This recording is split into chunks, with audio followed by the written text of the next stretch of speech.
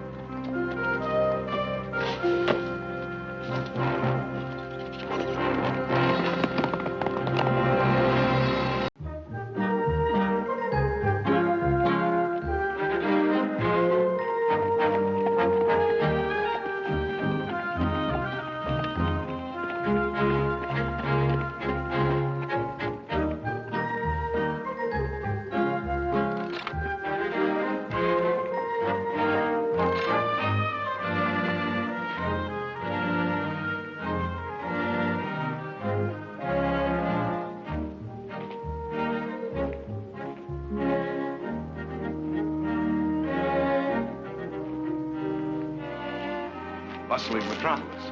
Yes. Well, at least we'll get a nice, quiet night's sleep.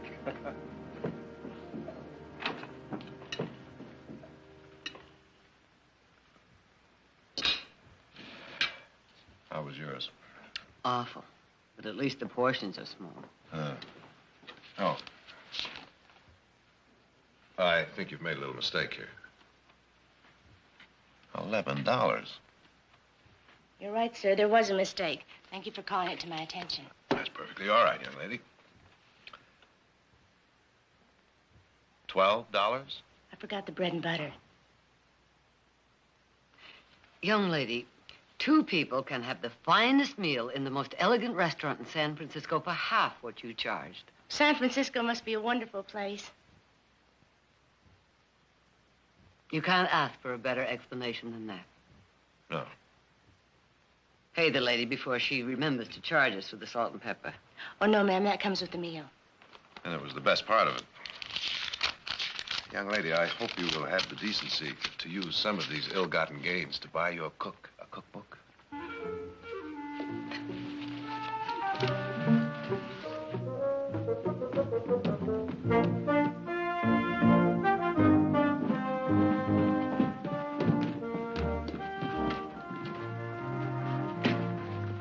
We're checking out.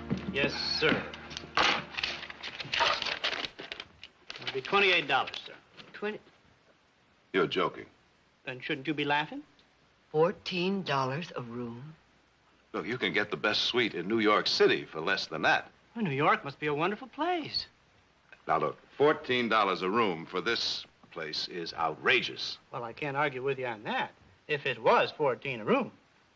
Isn't 2 times 14 still 28? Erect. You're a bright young fella. But it was only $10 a room. What's the other $8 for? Well, now, there was $1 for horse hitching. Horse hitching? I seem to recollect your hitching up yesterday. Yes, I hitched up to the horse rail. That was the hotel porch rail. Private property. There wasn't any place else to hitch. Reckon you're right. And $2 for towels and water, and $3 for feeding and washing the horse. $3? Do you realize I could get a dozen horses fed and washed for $3? Not here. And then there was $2 for miscellaneous. Oh, I'm going to hate myself for asking this, but miscellaneous what? Oh, things like kerosene for the lamps, reading matter. Do you, by any chance, mean that dog-eared book, Birds of North America? You don't like birds? I love birds, but I'm not too fond of vultures. Oh, Jared, you were lucky. The literature in my room was ferns are our friends. Look, we didn't even read the books. Might be and might not be. Oh, pay him and let's go. Oh, no, I'm not going to pay him. I'm not going to be taken. I want to talk to the proprietor. Start talking. Ah! Now, look, you may think this is funny, but I don't. You might as well face it. I am not going to pay that bill. You got some trouble, Joe? Seems like these folks are fixing not to pay the bill. Well, you know that's against the law. Didn't they teach you that in law school? Now, look, Mother, will you just let me handle this, please? Your mama knows best. You really don't want to go to trial over this, do you? Oh. I certainly do. Oh.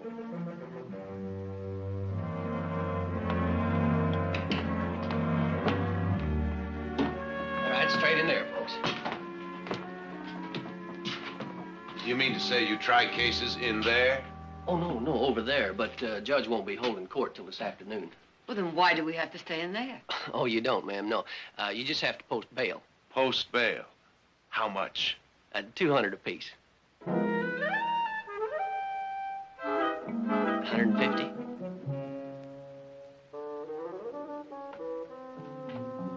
Well, how about some breakfast? Oh, that would be nice. Good. Hold it. What do you charge for breakfast? Oh, I won't charge you nothing. Oh, well, in that case, we'll have some. Jared, you're handling this case beautifully. Well, as a matter of fact, I am. Would you like to have gone back to Stockton without breakfast? This one's bound to be better than the one at the hotel, and free. I wish we were.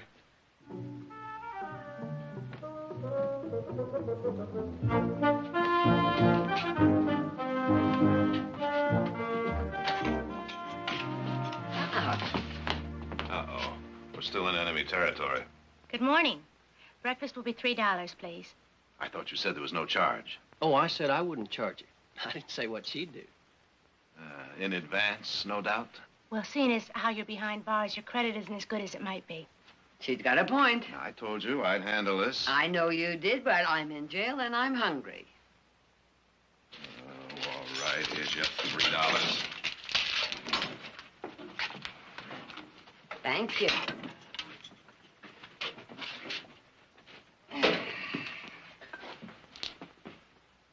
Ew. The cook did not buy the cookbook.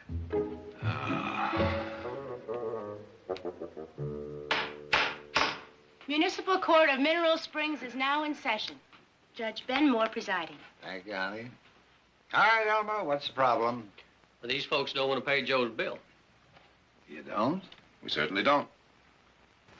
Oh. Seems about right to me. On the contrary, Your Honor, it clearly violates the principle of quantum meruit, clearly established by the case of Crawford versus Campbell. Hold it, young man. Quantum who? Aren't you a lawyer? No. Are you? I am. Well, now, isn't that nice? Look, how do you expect to judge this case if you don't know the law? No, nobody knows the law better. Yeah, where's the law at, honey? Oh, here, Daddy. Thank you.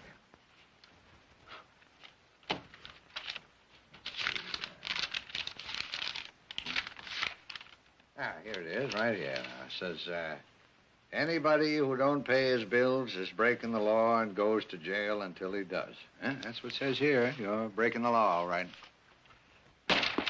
I'd like to know the origin of those laws. Well, I'll be glad to tell you. Duly passed by the mayor and the town council. I'd like to discuss this with the mayor. Oh, sure thing. Start discussion. You're the mayor. Mm-hmm. And Joe and Elmer and me is the town council. Oh, you win this one, Jared, and you're ready to sit on the United States Supreme Court.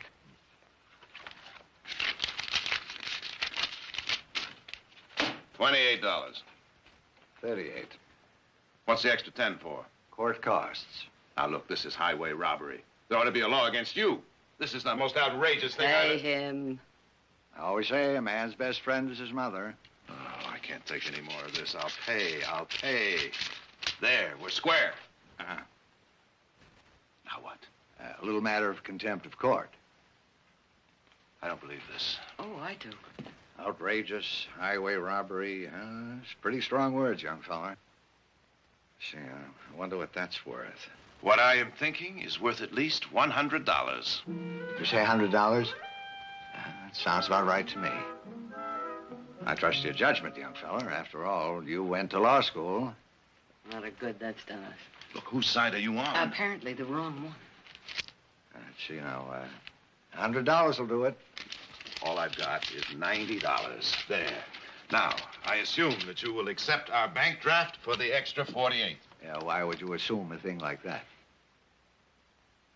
Oh, Your Honor, I'm Victoria Barkley, and I assure you that bank draft will be honored by our bank in Stockton. Yes, ma'am. But this ain't Stockton. This is Mineral Springs. Then may we talk to your local banker? Oh, sure thing. Except we got no bank. No bank. No. There's a bank over in Brazzo. May we send our draft over there to be cashed? Everything over in Brazzo is controlled by Ed Crawford, including the bank. Why would he cash your draft? It's just possible he's heard of us and will cash it. Oh. All right, you make it out, and I'll send it over. Pete, ride over to Brazzo and see if you'll cash this. That's for $100. Well, you got 90 now. You only need another 58. Well, if you don't mind, I'd like to have a little extra cash. We may run into another town like this on the way to Stockton. And may I correct your arithmetic? I only need $48 more, not 58. Nothing wrong with my arithmetic. There's another $10 now. Messenger charge. Court's adjourned.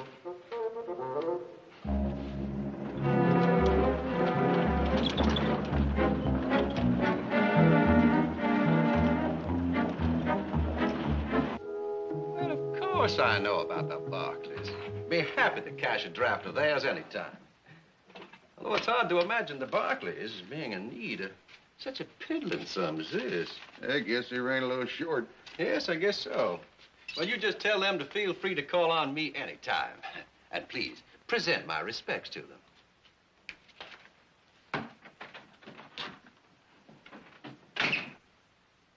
Now, what do you suppose the Barclays are doing in Mineral Springs? Oh, just passing through, probably. Yes, well, I hope so.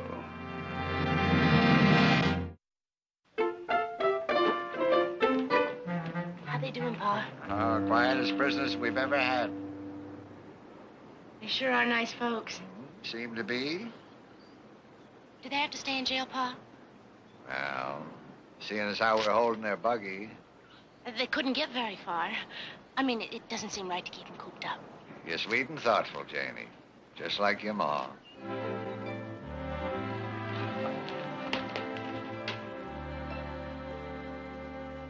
You're very quiet.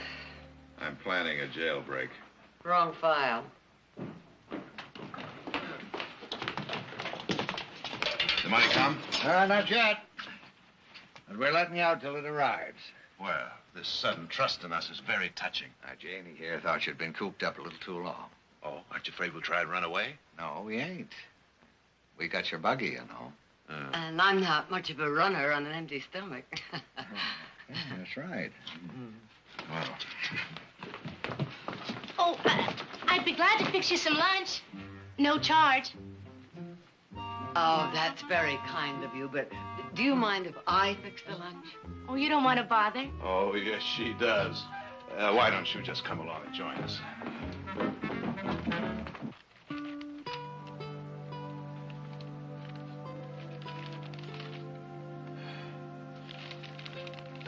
This newspaper is 2 weeks old. How often do you get deliveries here? Whenever someone passing through leaves one behind.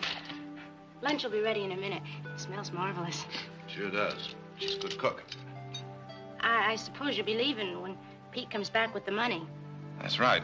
Unless, of course, your father, the judge, finds another one of those little laws in that book of his. He won't. Your mother's nice. Runs in the family. I don't suppose you could stay a while. Oh, Janie, I'm afraid this town is just a little too rich for our blood. Sit down a minute. Tell me something. Why does a pretty girl like you stay here? It's my home. It's my Papa's home. And it was a nice place. Here we are. Ooh. Well, Thank you. this is like a party.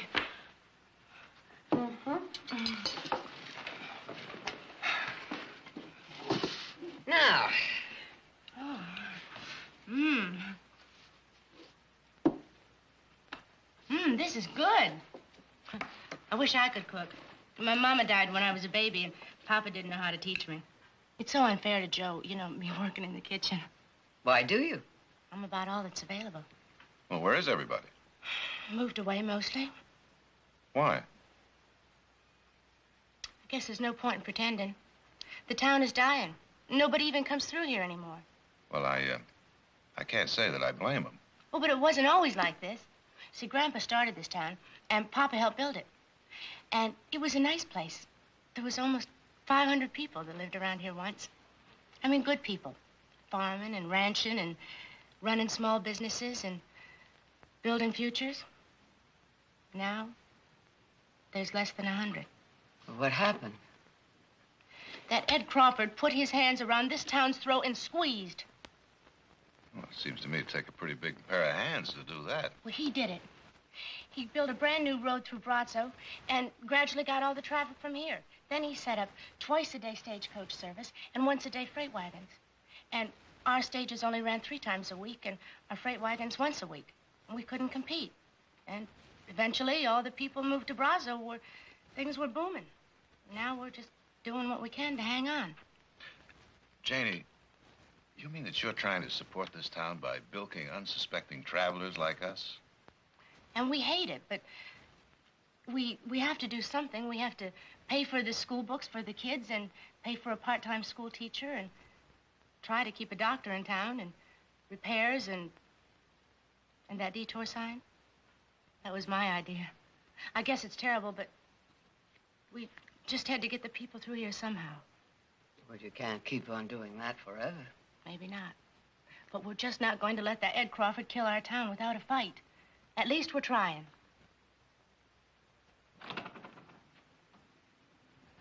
Well, Pete's back. The fine is paid, and here's your change. Good. And your buggy's outside, and you're free to go anytime you want. All right. Something smells good. Well, Mrs. Barkley's a wonderful cook. Hey, a couple riders coming in. I better get Joe.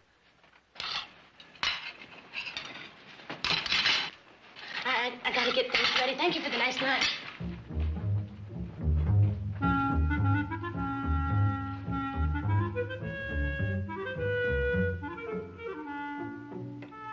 Well, shall we?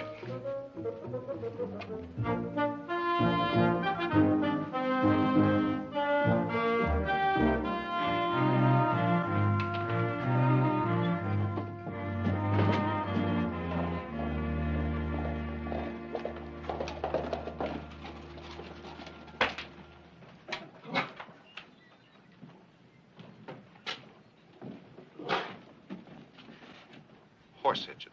$4.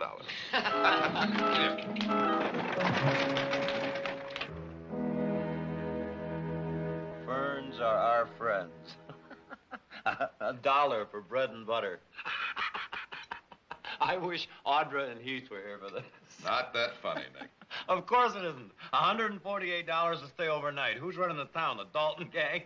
They're really very decent people. Of course they are. When are you going back for another visit? Couple of days? What for? To finish reading Birds of North America? Nope, we're going into business there. Stagecoach line and a freight service. From Mineral Springs all the way through the valley to Stockton. You're not serious. He is serious. Oh, well, now, come on, Jared. Just because you feel sorry for her. Well, it doesn't have anything to do with that. We talked it over all the way back, and it makes sense. All right. Now, wait a minute. Whoa. What kind of a deal did you make with her? Oh, well, they don't know anything about it yet. We may be gone a couple of weeks. We? Well, why do you have to go along? Oh, I don't have to. I want to. Maybe I can help. Have you forgotten? I used to help my family run a freight service. Matter of fact, that's how I met your father. And it sure brought me good luck. With my experience, maybe I can bring them some good luck. Mother, you sure are something. Yes. Aren't I, though?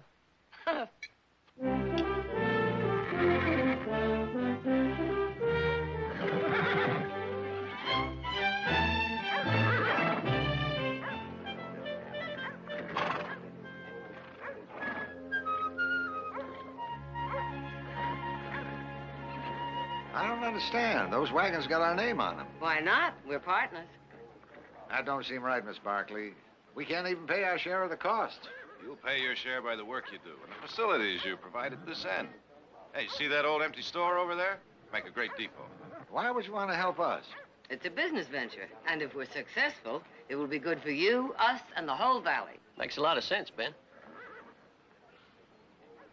We in business, partner?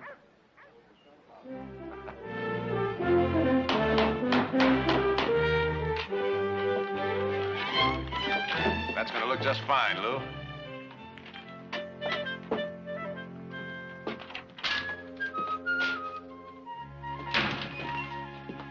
How you doing with those schedules? Well, I've got the one worked out from Mineral Springs to Stockton, but not the one from Stockton to Mineral Springs. Well, what's the problem? You just reverse them. Have you forgotten that long hill 7 miles out of Stockton? Well, what about it? Well, it doesn't much matter going down the hill. But going up in the heat of midday, well, it's slow and tiring for the horses, uncomfortable for the passengers. What I'm trying to work out is a schedule that will get the freights and stages up the hill in the cool of mid-morning or late afternoon. You know, that Nick is right for once. You really are something.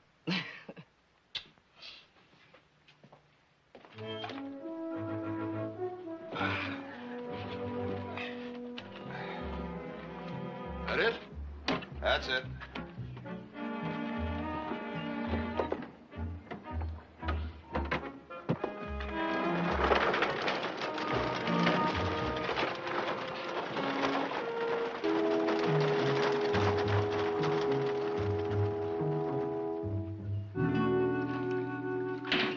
Evening, Ben.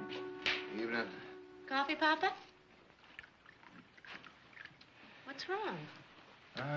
Evening stage just came in. No passengers again. Been in business a week and only had 5 passengers all that time. The freight we've been hauling won't even pay for the horses' feed. We can't go on like this, Miss Barkley, letting you pay everybody's salaries with nothing to show for it. Well, we're not complaining. Why should you? Well, it just don't seem right. Ben, people are used to doing business in Bratzo. Give them time. They'll come to us. But will they? Sure they will, and starting tomorrow. Seems to me you're building up a lot of rash hopes, Miss Barkley. Oh, I don't think so. When the morning stage leaves for Stockton, if there are no paying customers, we'll fill it with non-paying townspeople, and we'll fill the freights with empty boxes. Well, I don't understand. What good's that going to do? Well, when people see our freights and stages going through loaded, they'll start coming to us. Business attracts business, and illusion becomes a fact. That sounds kind of crazy. Jared like the idea? Uh-huh. He's out now looking for non-paying customers.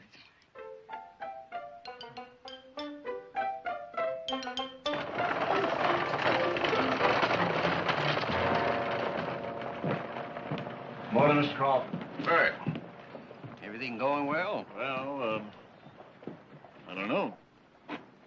Anderson didn't show with his load this morning. Gilman, Miller, they didn't show yesterday. Well, now, perhaps they're just not ready to ship yet. Maybe. But, a couple of boys have been telling me they've been seeing them wagons from Mineral Springs all loaded up and making the runs. Are the Barclays still in Mineral Springs? That's what I hear.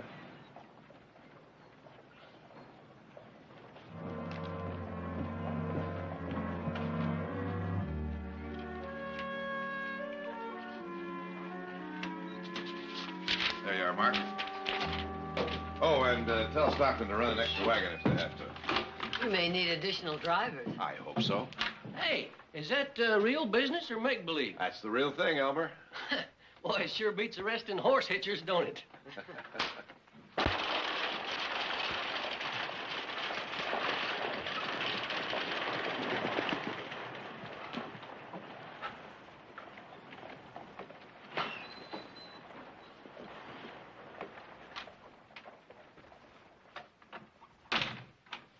Good morning. Morning. Well, you must be the Barclays. That's right. What can we do for you? A little business, perhaps. Well, that's what we're here for. Good, good. I'm Ed Crawford. Oh, I see you heard of me. Good. Well, of course, I've heard of you, and I like what I hear. That's nice. You're the kind of people that gets things done. So am I. You mentioned business. Right to the point. I like that, too. Yes. Some business that would mean something. Now, people like you shouldn't be mixed up with these small-time scroungers. No, this town, and everyone in it, is gasping its last. Oh? Well, we'll see. Well, of course, you could breathe a little life into it for a while. But is that what you want? What is it you want? To do business with you. Now, Brazzo has become the center of things in this part of the valley. Stockton is the center of things out your way. Now, if we pool our strength and work together, we could control this entire county. Well, what makes you think we want to control this county? You see, all we really want to control is you. Well, perhaps you think it over and reconsider. Good morning. Good morning.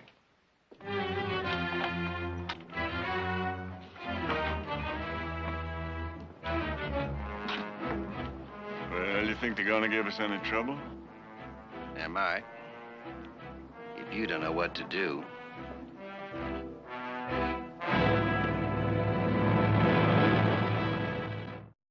I just can't understand it, Ben. In a week, we've lost almost all the business we built up. There's got to be some explanation for it. I've been talking to people, but everyone's clammed up. Never had trouble talking to them before. It's like they were scared.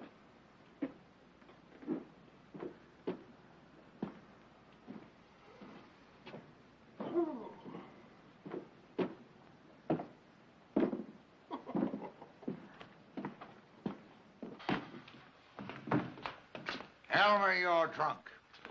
You drink, you get drunk. But on duty?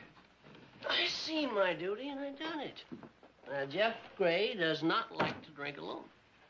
Now, you get out of here and go sleep it off someplace. I ain't that drunk. And Mr. Barkley and I got some business to discuss. So have I. Jeff's freight business. Which we don't happen to have anymore. Ben, you know Jeff. Sober, you can't get a word out of him. Well, drunk, you can't shut him up. Now, wait a minute. You mean you got him to talk? Matched him drink for drink. He's sprung like a leaky trough. Jeff has been threatened. By who? Even Jeff doesn't know. A couple of fellas showed up at his ranch the other night. Said they knew he'd been shipping out of Mineral Springs. If he didn't start shipping out of Brazzo, they'd burn him out. And all the others, too? According to Jeff. Well, it's Crawford's men. There isn't any doubt about that. But what I can't figure out is how they know who's shipping what. Now, did Jeff have any idea about that? No. But I do. I've been noticing. A couple of strangers been hanging around the depot lately. You know, watching the wagons coming and going. Yeah, who's shipping and who's bringing stuff in, right? And watching the stagecoaches. Come here. I want to show you something.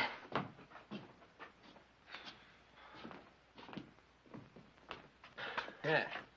You see those two guys over there? They're not from around here. And when did you first notice them, Elmer? They rode in this morning before the first wagon went out. And they're probably waiting around for the afternoon wagon to come in. Tonight, whoever's doing business with us is going to be paid a visit. Not if they're in jail. They ain't broke no law.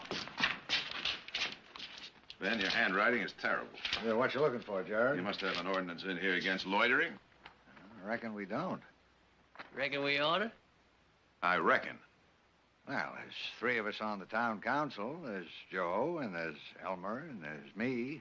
Got a majority right here.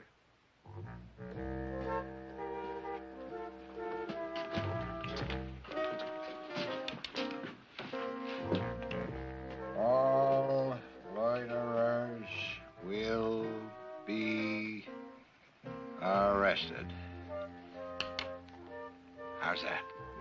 that sounds legal to me. Al Elmer, you think you can handle it? Ben, the day I can't outdrink Jeff Gray, I'll turn in my badge.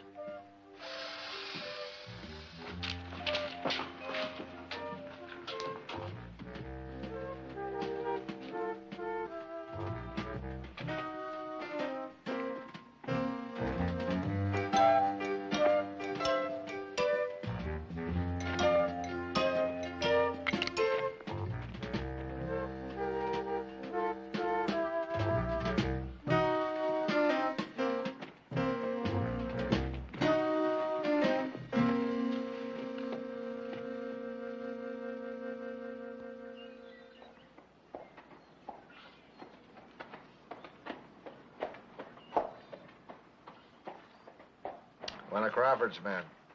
Yeah. You know, galloping down a busy street like this just isn't safe. Might run down some of those innocent women and children. Good point. Guess we'll have to write another law. Elmer?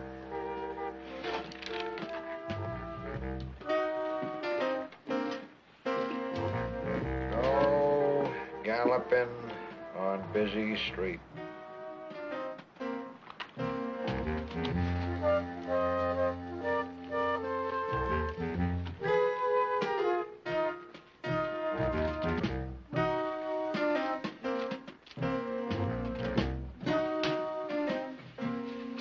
Hey, Ben, is there anything in the book about, excuse me, ladies, spitting?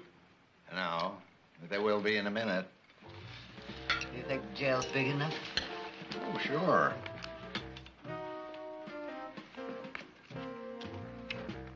No spitting. Excuse me, ladies. Allowed.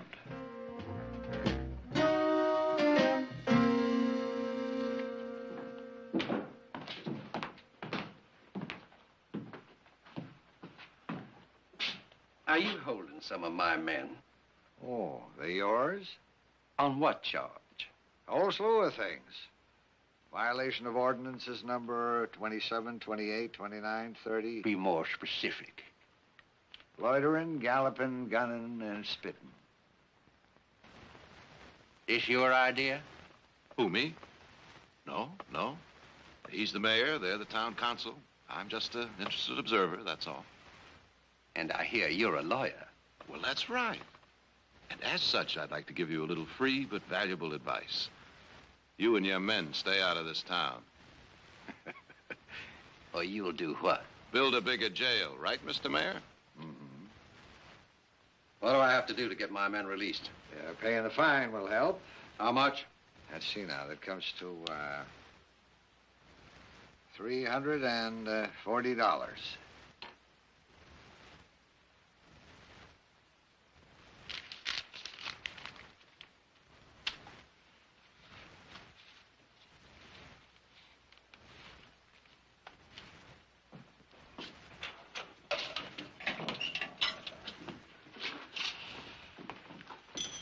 What about the guns? They're confiscated. Everyone in town is wearing one. Local residents got a right. Ordinance number 32.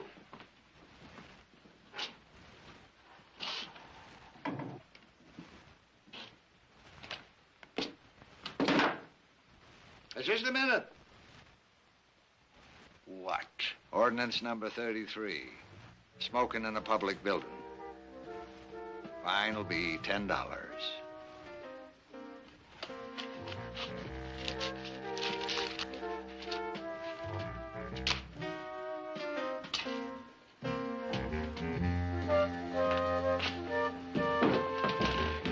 I never would have believed that. Oh, me neither. Took it like a lamb. Never said a thing. Oh, he said a lot. Loud and clear. Mr. Crawford has just declared war, gentlemen.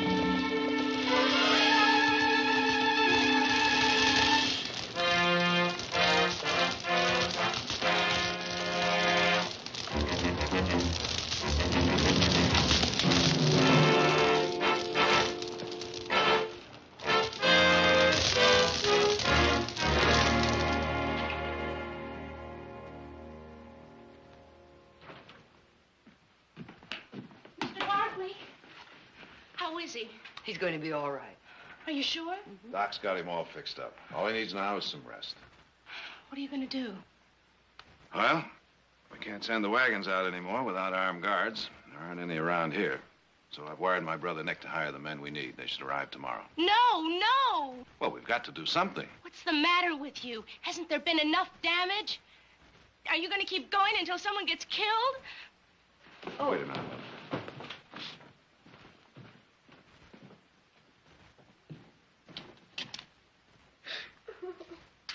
Hey, what's this?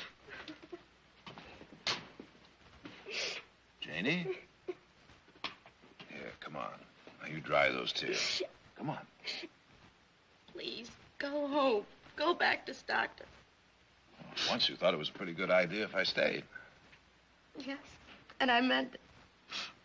And once you said you weren't going to let Ed Crawford kill this town, you were going to fight. Well, that's all I'm doing. Not that kind of fighting, Jared. We did a lot of wrong things, I guess.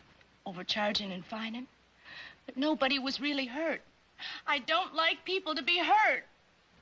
Well, I know you don't, Janie, but sometimes you... I wanted you and your mother to stay. Because you're nice people. And nothing nice was happening here. And then when you said you'd stay and help us, that was the happiest thing that's ever happened to me. Well, I'm still here, aren't I? But it's not like I thought it would be. Well, sometimes things just don't work out the way you expect. For people like me, maybe. I'm not smart or educated. But you are. And that's why you shouldn't be fighting Ed Crawford his way. Well, what else can I do? I've tried everything. Sometimes you just have to stand up and fight. It's all a man like that can understand anyway. That's why a man like you should be able to outsmart him. Oh.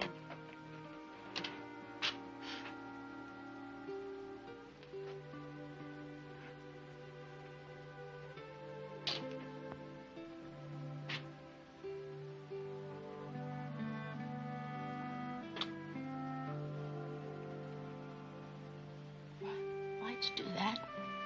I guess because I wanted to. No, Janie.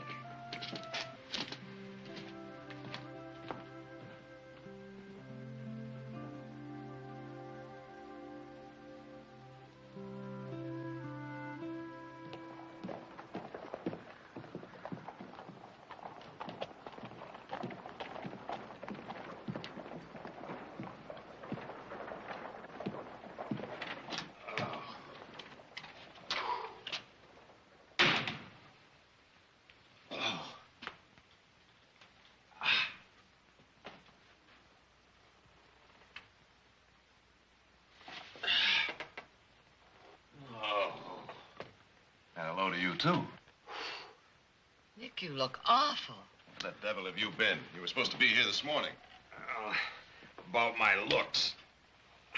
25-mile walk on that road in the sun is not exactly any beauty treatment, you know. What happened? Bushwhack just the other side of Big Rock. 20 of them, 9 of us. And they turned our horses loose. Anybody hurt?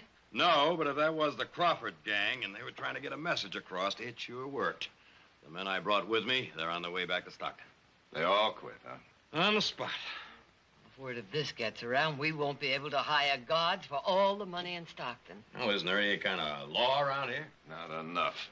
Not even enough to go in there and arrest this Crawford? On what charge? We don't have any proof that he's raiding our wagons. Well, now, what kind of proof do you need? Nick, his men always wear masks, and they don't take the wagon, so we can't catch him with the goods. So isn't there some way we can make them take the wagon? And how do you propose to do that? They're not interested in loot. Well, maybe they're just not interested in the kind of loot you're carrying. Oh, everything's always so simple for you. What am I supposed to do? Just ship something they'd like a load of harem girls, or... Hey, wait a minute. Wait a minute. You may have an idea there. Harem girls? No. It's something that would make them just as dizzy.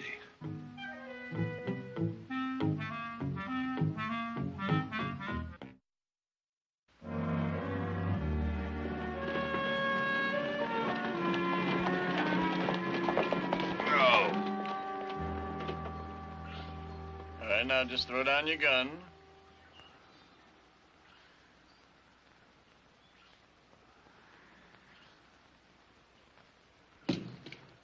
start walking.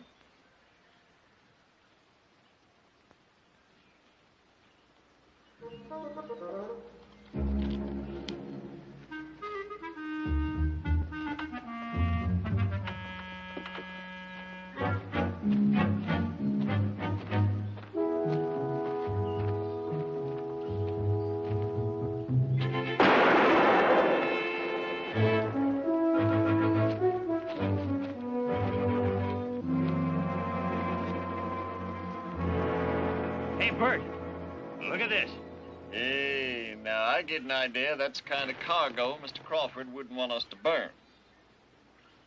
Mr. Crawford said, never get caught with the U.S. mail. Get rid of that sack.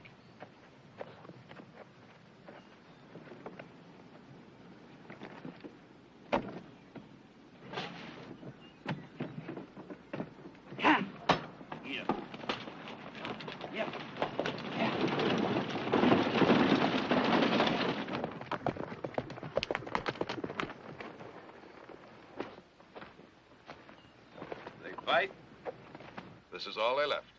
You know, Nick, when we imported all that beautiful champagne from Europe last year, I never figured we'd be using it this way. Yeah, well, we did want it for a special occasion. Well, this is a special occasion. Mm-hmm.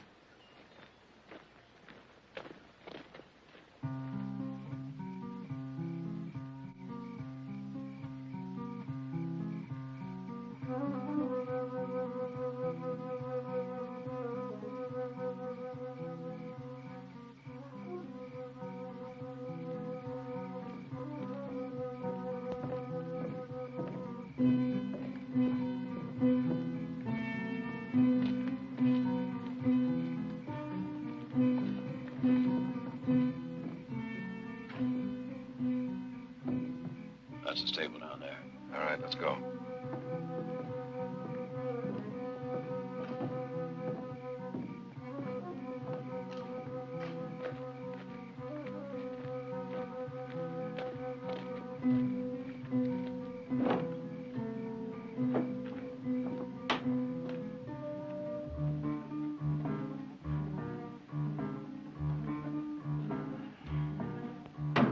Where the devil could they have hidden that wagon? Well, they could have burned it. No, we'd have seen the blaze. Well, there must be some more stables in town. Hold it, wait a minute. Wet paint. I'll get it hitched up.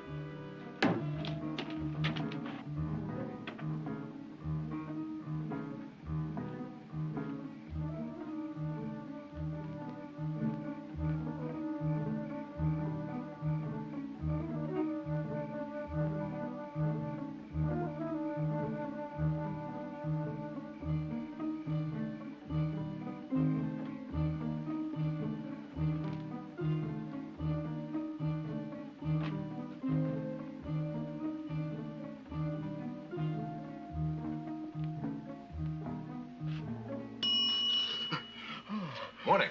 What do you want? I'd like to see Ed Crawford, please. What, this hour? Not on your life. Not on your life. Oh, if I wake him now, he'll kill me. Would you rather be killed by a friend or an enemy? Don't forget the key.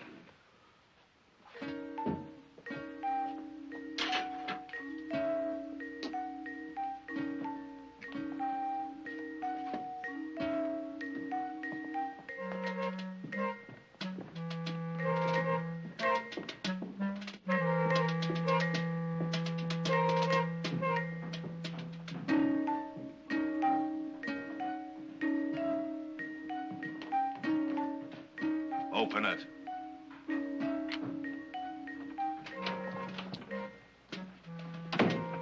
Light that lamp.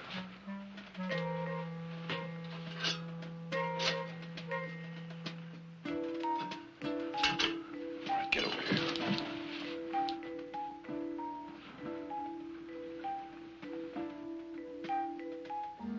Mr. Crawford. Wake up, Mr. Crawford. Get out of there. What is this? Some kind of a joke? No joke. You're under arrest. Are you crazy? You can't arrest me. Oh, can't I? Now, that is a U.S. deputy badge. My, what good eyes you have, Grandma. Where'd you get that? Ben Moore introduced me to a federal marshal. Now get out of there.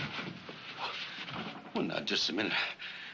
Lisa, you gonna let me get dressed? Why, I think you look perfectly fetching the way you are. I couldn't help it, Mr. Crawford. He made me. Get over here.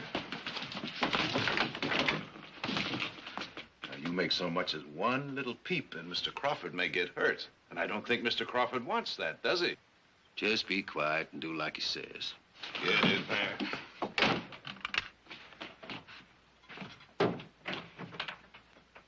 All right, let's go. Move!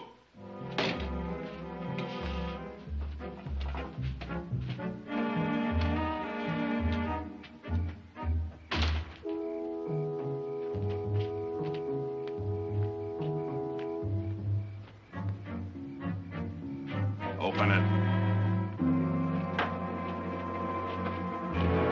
Well, now, doesn't he look pretty? See, I told you. Get up in there.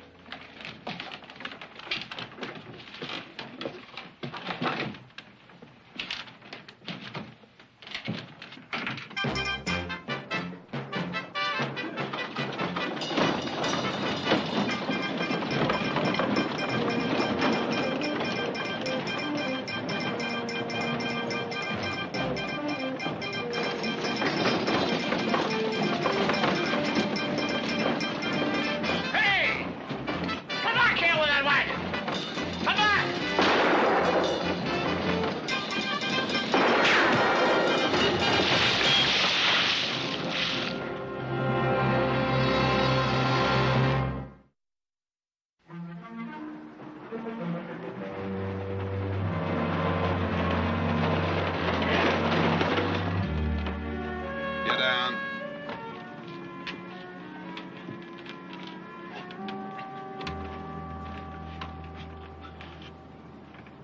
You know, for a lawyer, he's not too smart. Did you hear that? What's that? Come on, tell him. I said, for a lawyer, you're not too smart. So perhaps that wagon was stolen. But you didn't see me take it. So you broke into my private property to get it and get me.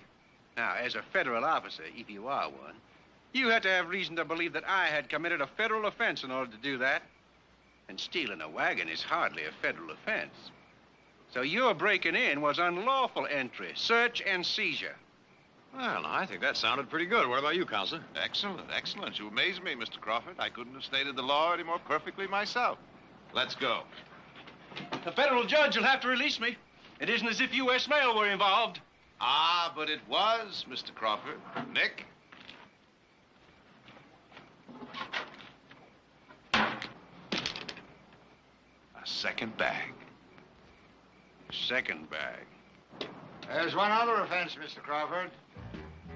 Going around in public in that nightshirt. I'm going to have to charge you with indecent exposure.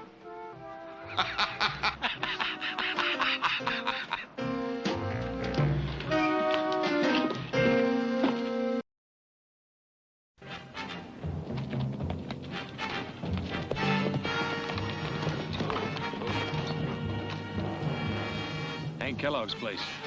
Let's go.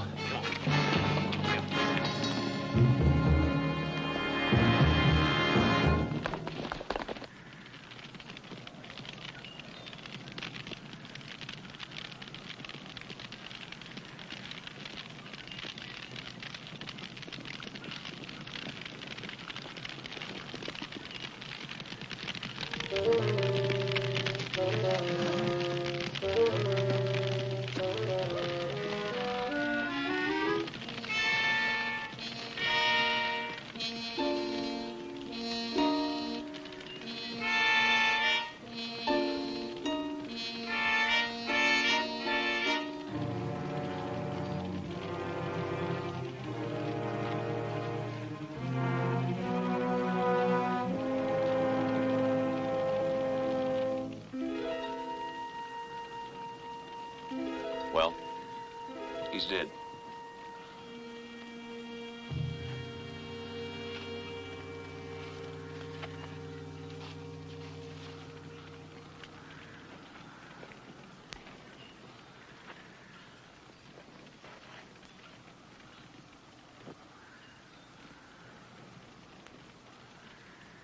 Look what Hank's got underlined here.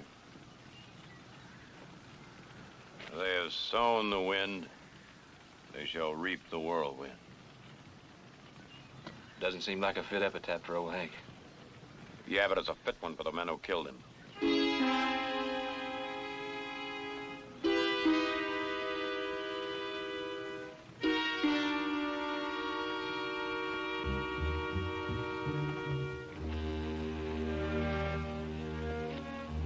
The looks of these tracks, it seems about 8 riders. Same as last time. Looks like they took the horses, too, same as the last time. Well, let's go see the sheriff. Tell him they've hit another ranch.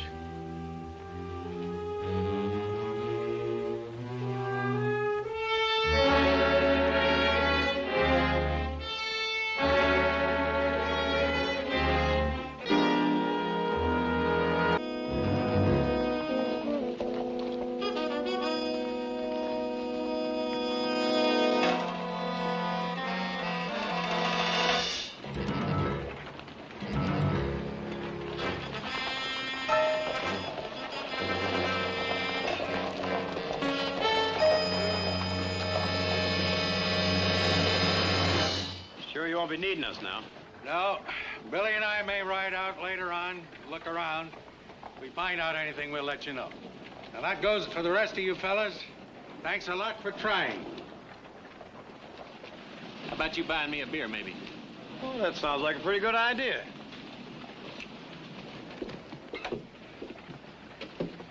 Well, you think you could brew me a pot of coffee? Yes, sir.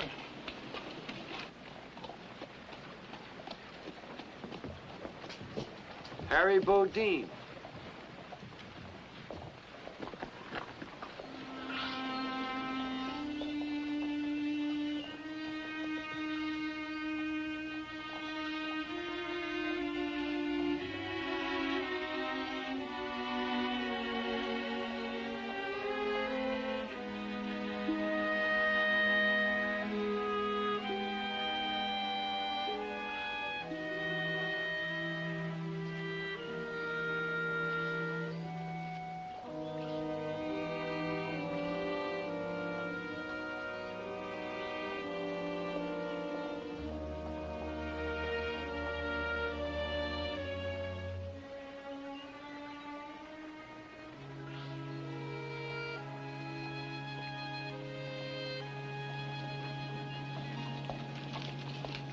Harry?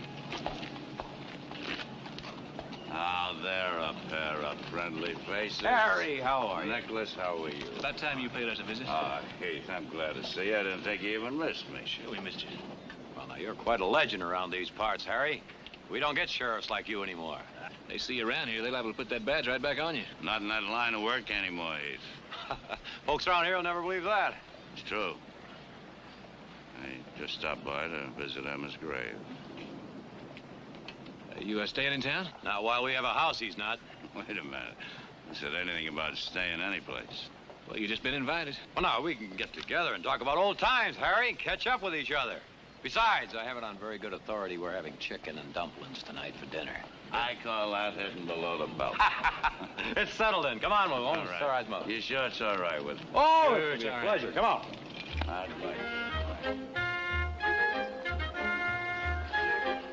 Well, this is like old times. I'm sorry Audra and Jared are away. Yes, I am too. Bet you he'd like something a little stronger than tea, wouldn't you, Harry? Oh, you have a bad memory, Nick. It's honey and lemon. Oh. You have a good memory, Victoria. Thank you. How long has it been? 5 years? Been a lot of changes. No, not with you, Victoria. You're just as lovely as ever. Thank you. But what would even be nicer to hear is that you've come back to stay. Oh, I'm afraid not. Says he's got business in San Francisco. Oh? Are you in business now? Ranching on a small scale. No more guns, no more troubles. The only things I fight nowadays are the drought and the hoof and mouth disease. Well, now, that's a far cry from the good old days, isn't it, Harry? Remember when we were on the trail of the Picture Rock gang? Yeah? They were holed up in this little Mexican town, and, well, we wanted to go in and shoot it out with them. But Harry here, he said, no, don't do that. I'll take care of it. Well, he sure did. Dressed up like a peon and went in all alone. Look, Nick, I think we can skip the heroics of the good old days. By the time it was over, he'd gotten 6 of them. 4, only 4. All right, only 4, but you got them 4 on top of a running horse. Harry, couldn't you stay just for a day or two? I do have some things to attend to, Victoria. A lot of people are going to be awfully disappointed, Harry, if you leave again so suddenly. Come on, Harry, a day or two won't matter. We got plenty of room. You make it very difficult to say no. Thank you. Good. Mr. Norris, come on in. What is it, Billy? I sure hate to bust in this way, but there's been some trouble. 4 men just shot down the sheriff right out in front of his house. Oh, no. He ain't dead, but he's in an awful bad way, ma'am. Doctor's over at his place now. What about the men who shot him? They got away, but I recognized one of the horses, a Paint.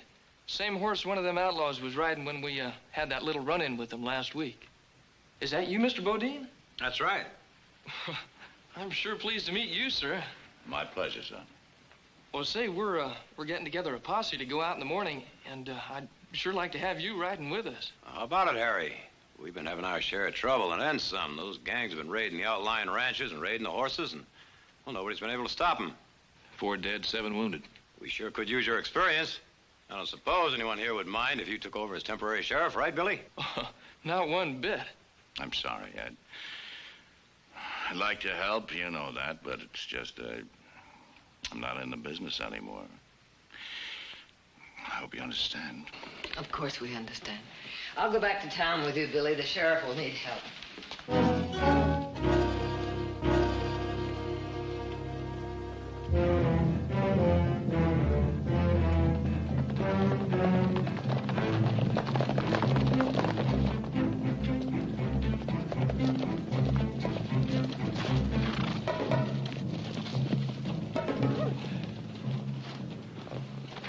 Well, looks like we lost him.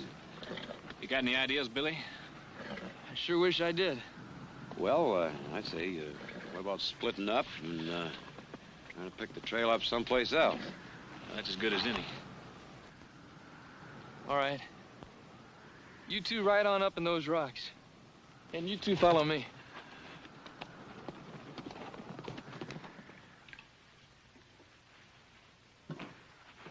Good morning, Mr. Bodine. Sit right down and I'll fix you some breakfast. Just some coffee would be fine, Silas. Yes, sir. Morning, Victoria. How's the sheriff? Oh, Fred will be all right, but it will take a while. As a matter of fact, several weeks, according to the doctor. Oh. Well, it could have been a lot worse, I suppose. Have you heard from the boys? No, not yet. They've certainly grown into 2 fine young men. I feel bad about turning them down, Victoria. I know. Yeah. Miss Buffy, I made you some sandwiches to take into the sheriff. Thank you. And would you get the buggy ready, please, Silas? Yes, ma'am. Are you taking on the chores of 2 households now? Oh, hardly that. Fred's daughter will be here from Colorado in a few days. Until then, I'll look after him. You always had a way with the ill and the ailing. I remember. Emma always thought the world of you. I wish I had known her better. Yes. Yes, I do, too. It was just that last year when she was dying, she just turned away from everybody. Nobody knew she was dying, of course, except herself and me. I'm sorry. She was a good wife. Sheriff, even one with a fancy reputation like I had, you know, still doesn't make too much money, but she never complained. I remember one time I went up to San Francisco to see a doctor, a specialist, about an operation for her. He said he thought would help him. And then I found out his fee, $1,000. I was making $60 a month. Oh, I wish you had told me. Now, begging wasn't in me, Victoria. Maybe it would have been better if it had, for her sake, but instead I just watched her die, day by day. Her beauty fading away, the loveliness, the life just draining out of her. And then when she died, I decided, well, I just let somebody else wear the badge from then on. And so you left without saying goodbye to any of us? Yeah. That's why I guess you can't blame the boys for not understanding. Anything I ever owed Stockton, I canceled out 5 years ago. The burger's ready, Mrs. Barker. Oh, thank you. I'll be proud to drive you in, Victoria. Love to have you.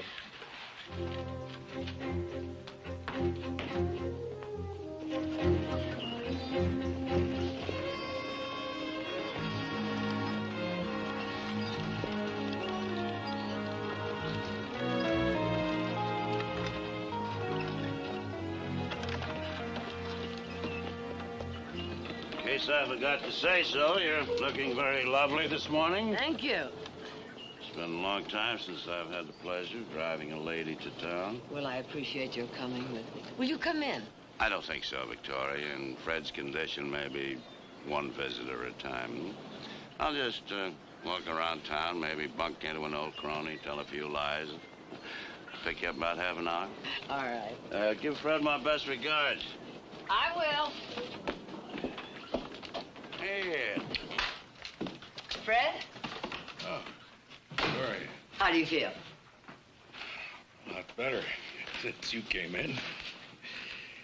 Hey, Billy was here earlier. He said they were riding out this morning. Mm-hmm. You know, he's learning. He's learning pretty good, but he's awful young. Oh, now, Fred, you are not to worry. The doctor said so. All right. Now, he said Harry Bodine came back in town. Yes, he's staying with us just for a day or so. He's moving on? Well, Nick tried to get him to take over for you, but You agree? he disagreed. Yeah. Well, did he say what he came back for?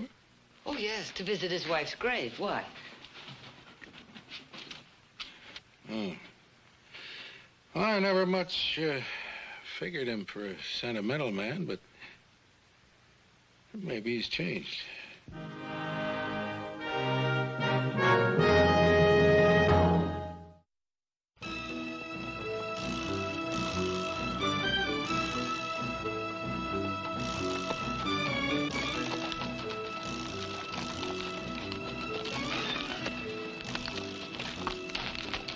We're wasting our time. Take an army to cover all this territory.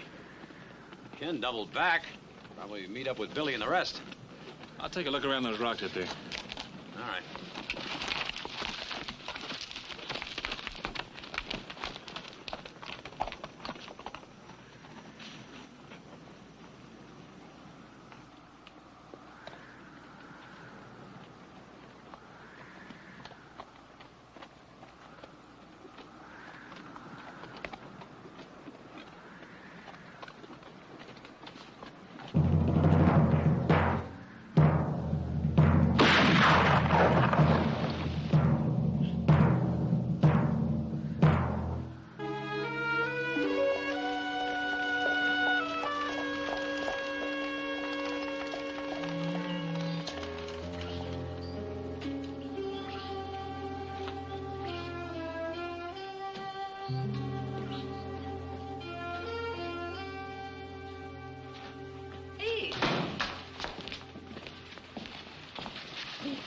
I'm all right. I just lost a little blood, that's all.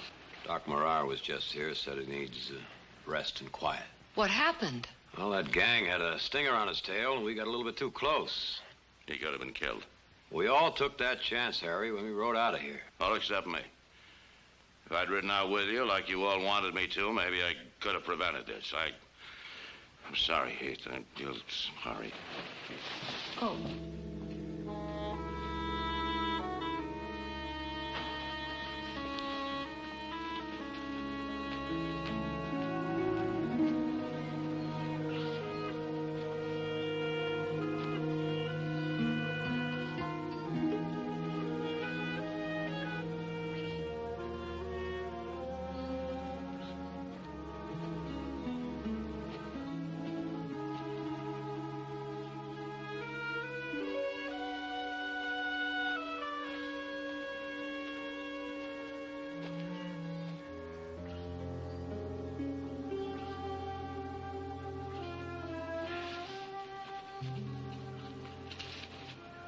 We don't blame you, Harry. It wasn't your fault.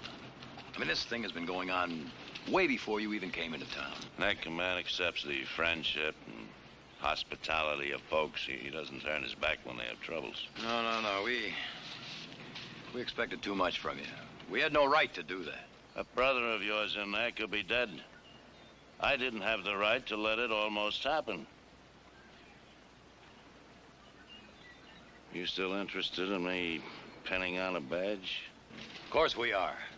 All right, let me borrow that hardware of yours. What? Your gun belt and gun. We have it. Oh, all right.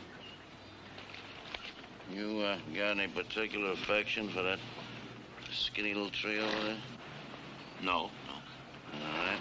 Now, you let me borrow a horse? Yeah. Thank you.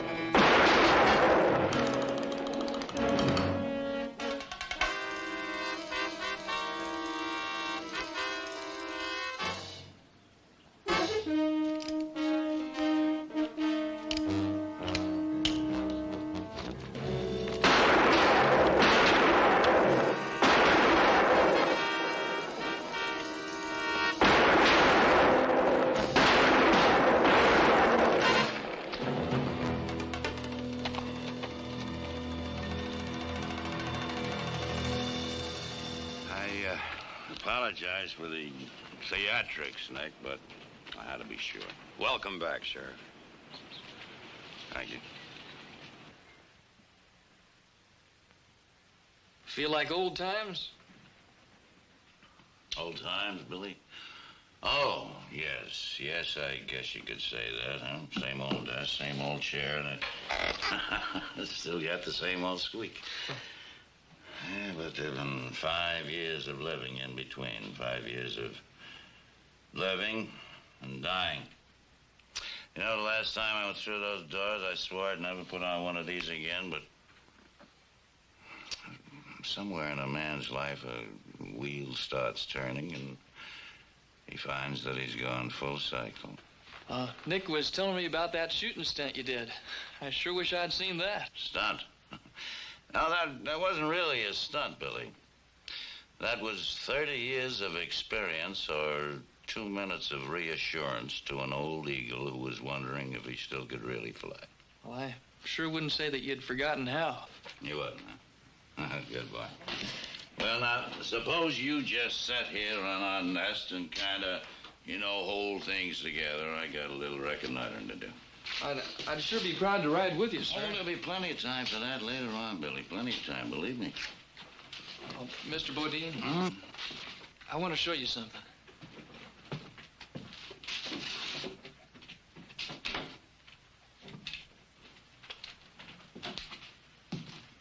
Recognize this?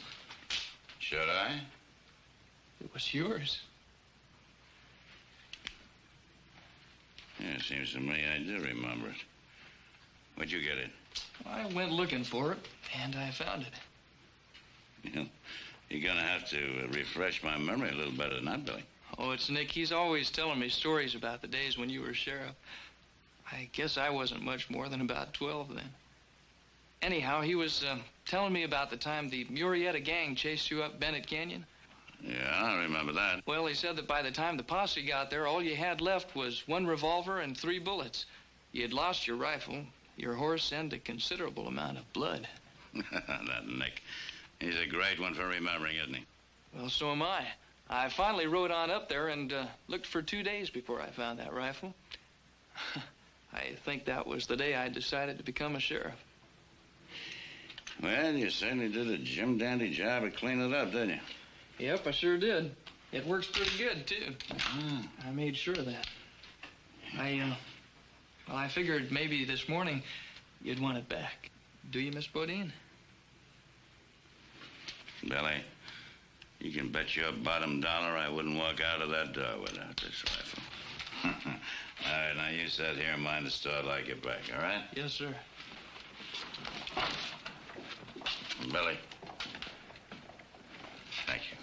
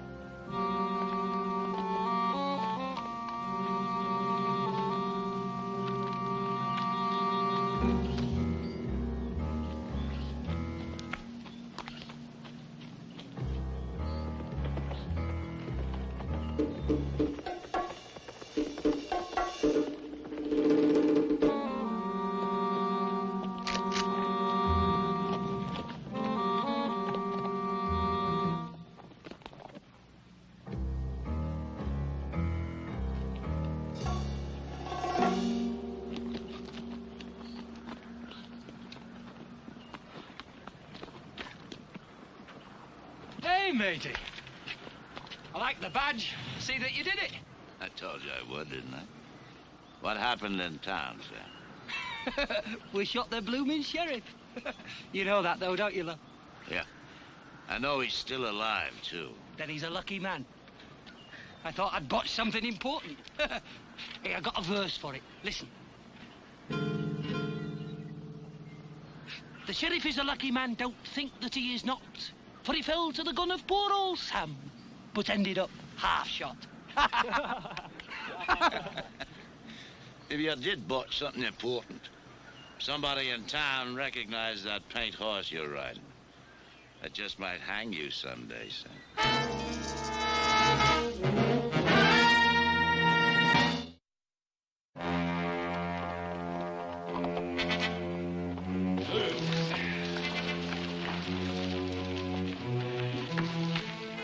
Harry! Harry!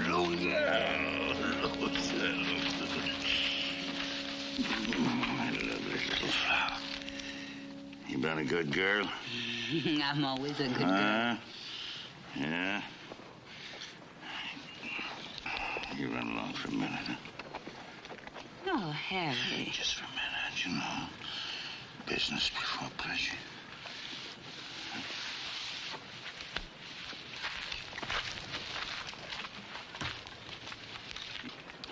Mates, meet the law. You know, Harry, if you give me enough time, I'll come up with a verse to fit the occasion. My Egan is. Now, boys, as you all know, we've been doing pretty good lately, but we're gonna do even better. Yeah, I got some really big killings planned for us. Saving the biggest and the best for the last. Like me old dad used to say, the sly man waits to tickle the mama bear till he's finished fleecing her cubs. Exactly. I knew I heard that someplace. What about the ever-loving hosts, the Barclays? I said I was saving the biggest and the best for the last, didn't I? Everything's gonna go according to plan, according to schedule. Tomorrow, Chester, you take 3 of the boys, you ride east of town, hit the Gunter Ranch. The rest of you, on up into the hills of the Circle C. I'll be leading the posse someplace else. Unless you fall off your saddles, everybody ought to get back here without too much trouble, huh? Hey, Harry, I got it. Listen. There's nothing like a little law to make a man content. Especially when it's on his side and helps to pay the rent. All right, Sergeant. All right, Sergeant. You'll excuse me.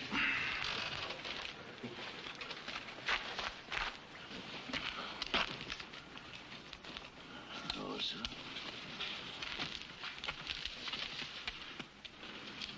What's the matter, Chiquita, huh? Oh, those dirty cards. I must get you a new deck, huh? I don't want a new deck. All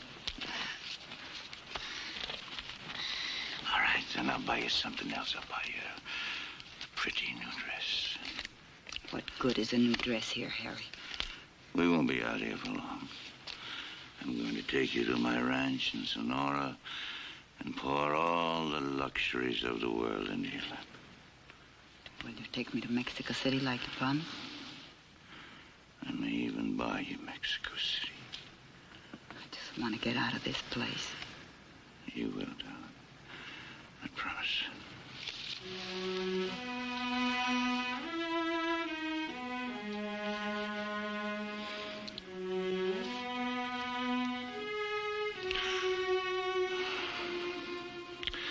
I have some things to do now. Aren't you staying? No, not now, but I'll be back. When? Tonight.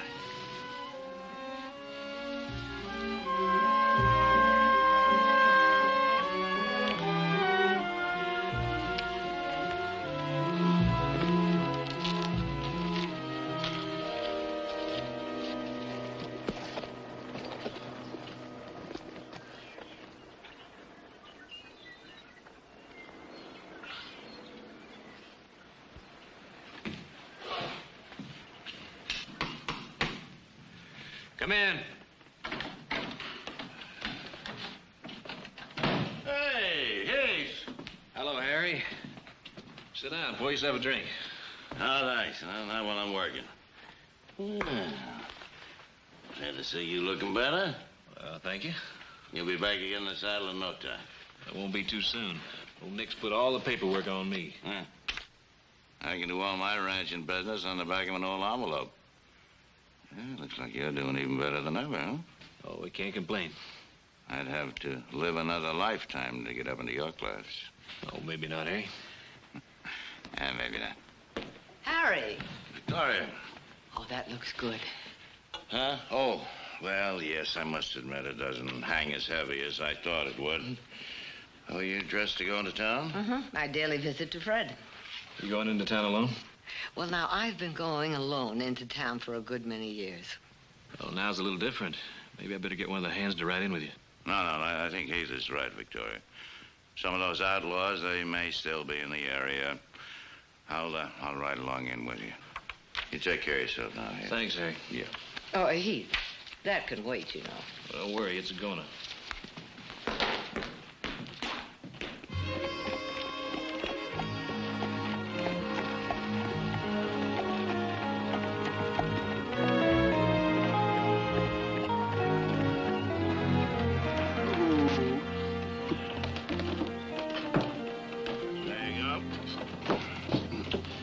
Pick you up about a half hour or so, all right? The outlaws are after horses, not women. If you don't mind, I'll just kind of keep an eye on you just the same. I don't mind.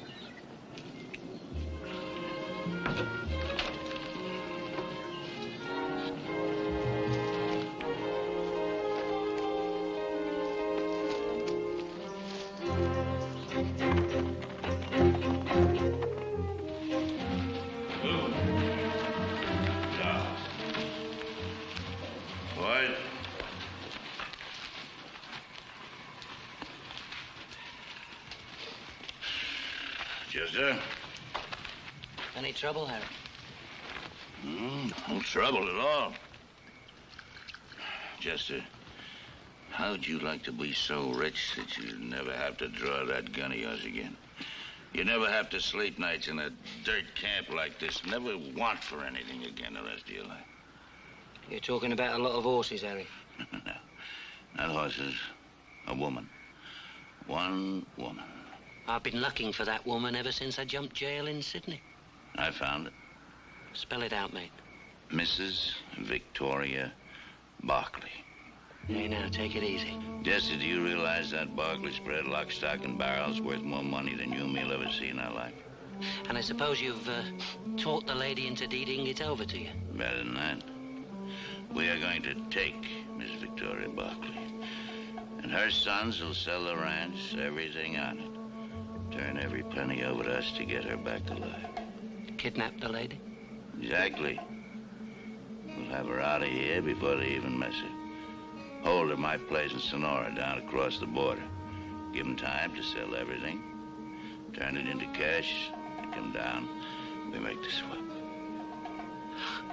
I don't know, Harry. It's dicey. Huh? You know, risky, mate. No, don't you see? We won't have to change our plans one bit. Now, she goes into town every morning, just like clockwork, doesn't she?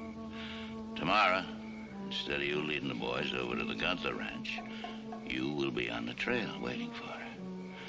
You take her, bring her here. What happens if I run into the King's officers on the trail, Harry? Not a chance. Every able-bodied man in town will be on that posse with me. Be only 2 people on the trail. You and her. In that case, I'll be there, love. Yeah. Where's my little Rosa? Sleeping. It's too early for that.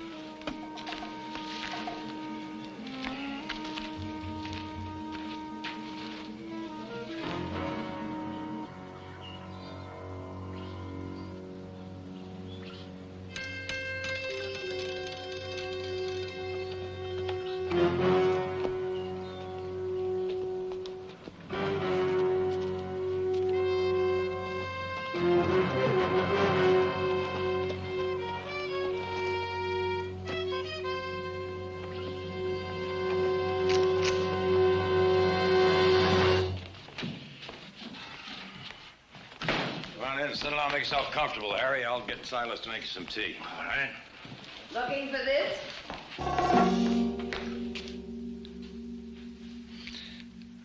Well, that's what I call service. How did it go? Well, we had our usual luck. I thought you went into town, Victoria. I've already been there and back. We were up around the North Road all day. Funny we didn't run into you. Oh, I had to stop by the Simmons place first, so I took the back road. Thank you.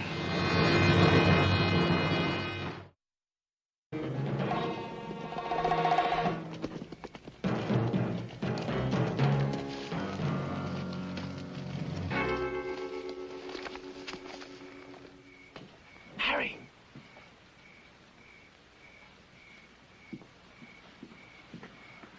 What are you doing here?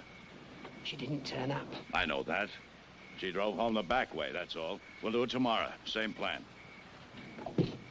Mr. Bodine? Billy! Having any trouble, sir? No trouble at all. Just having a friendly little argument with an old pal of mine is all. Yes, sir. Yeah, get out of here. Get out of here fast before somebody else gets a look at that pussy of yours. And how can I be sure she'll be there tomorrow? I guarantee it. Because I'll be escorting her personally. All right, Harry.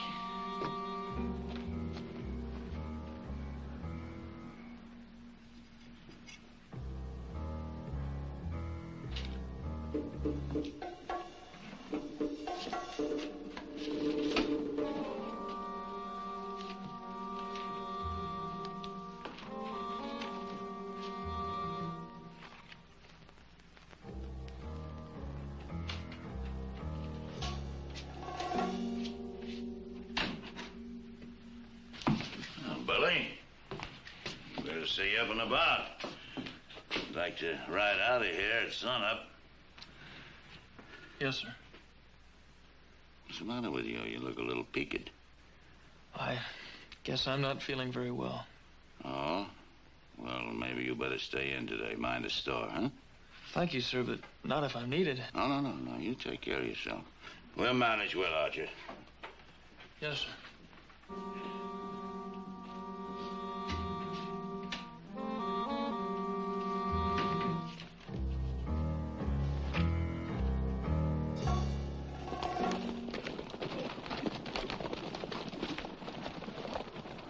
Hey, we better split up, fan out. Keep your eyes open. If you see anything interesting, fire 2 shots.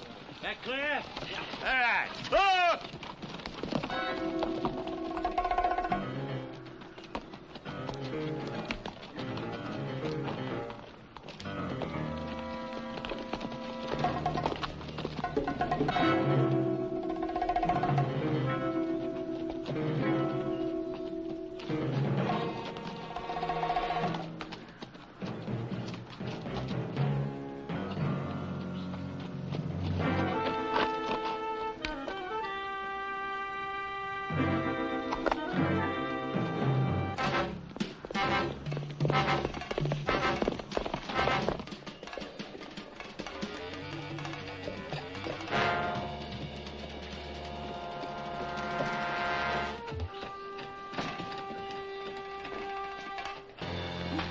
Isn't Nick with you?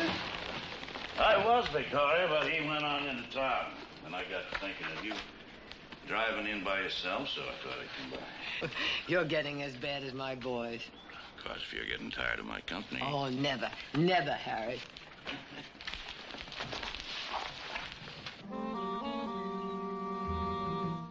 You sure, Billy?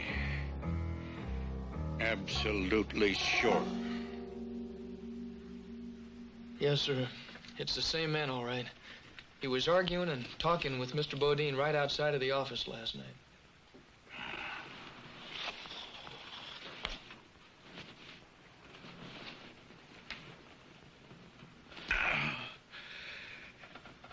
Billy, get Harry Bodine.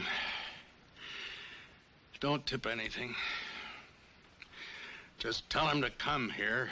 Tell him I want to talk to him. Well, I don't know where to look. I'll try the Barkley Ranch. Yes, sir.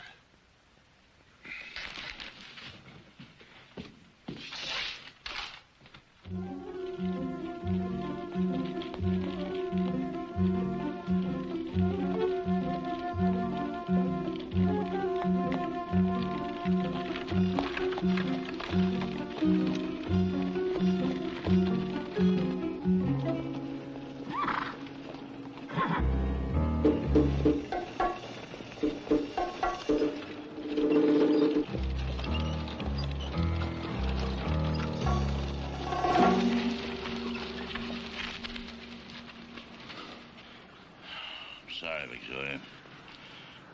Get down. What is this? Afraid you're gonna be away from your family for a little while. I really am sorry about doing it this way. Well, I guess I'm not really shocked after all. The sheriff said you weren't a sentimental man. Meaning what? Fred said that when your wife was dying, you used to visit a woman in town regularly, but I didn't believe him. Get down.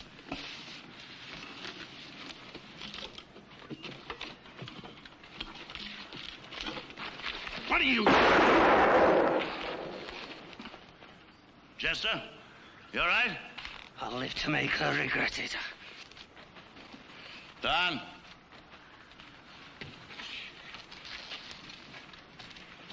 Get her up on that horse.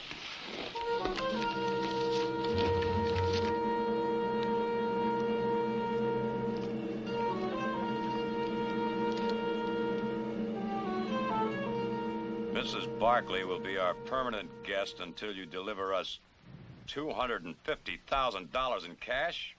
If you stall, you'll never see her alive again. We'll contact you in 30 days. That can't be Harry. Not even after what Billy's told us. I can hardly believe it myself. Why, Sheriff Bodine was one of the best sheriffs this town ever had. That's right, Billy. That's what makes him so dangerous now. Well, they can't be far. There's bound to be tracks where they got out of the buggy. What are we waiting for? Where do you think you're going? You're in no condition to ride. You try and stop me. All right, come on.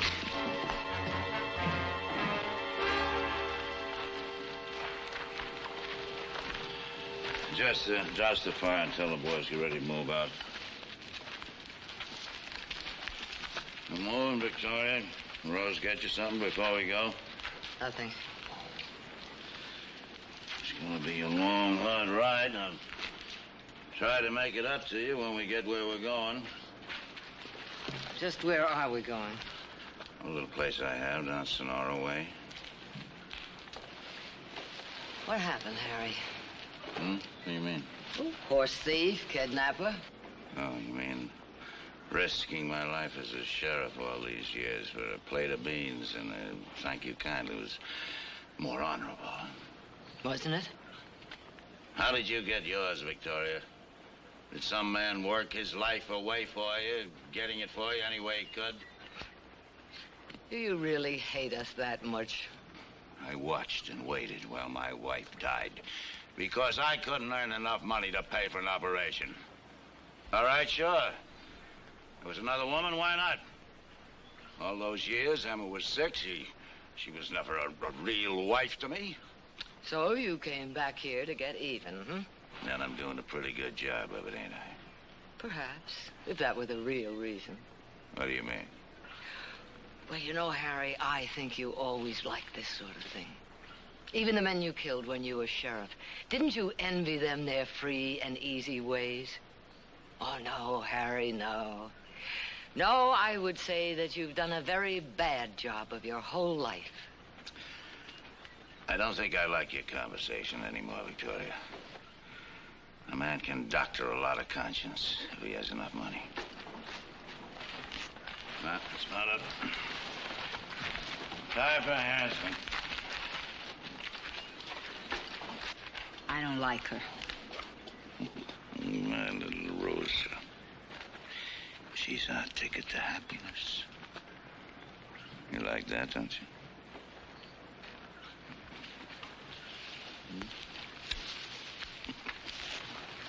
All right. Move out.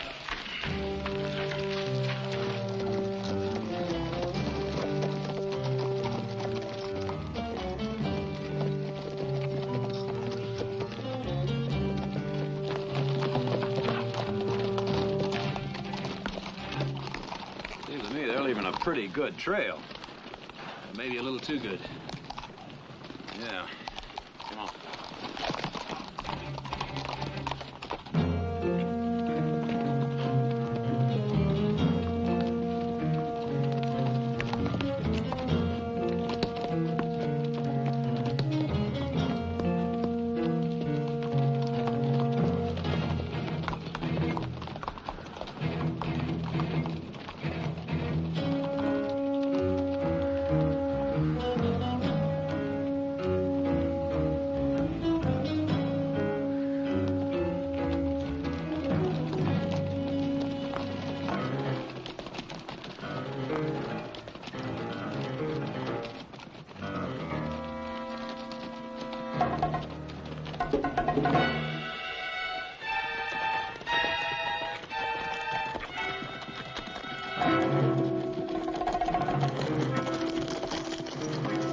Well, they split up. At least that makes less to handle when we catch him. Yeah, but which ones do we follow? Wait a minute.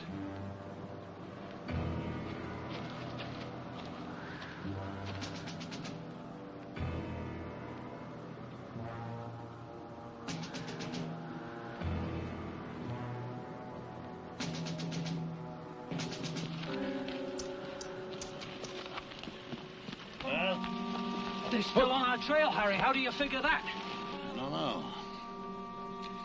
I wasn't figuring on doing it this way, but I got no other choice. There's a mining ghost town back up there in the hills. Let's go. Right out. Come on, boys.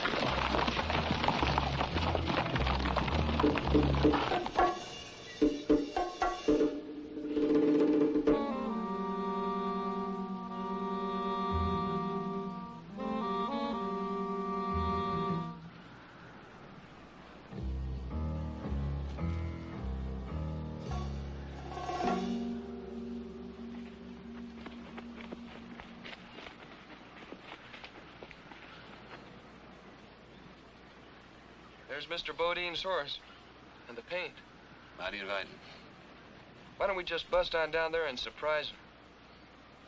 I think that's just what Harry wants, and we're not going to do it. We stay here and keep out of sight till we get something started.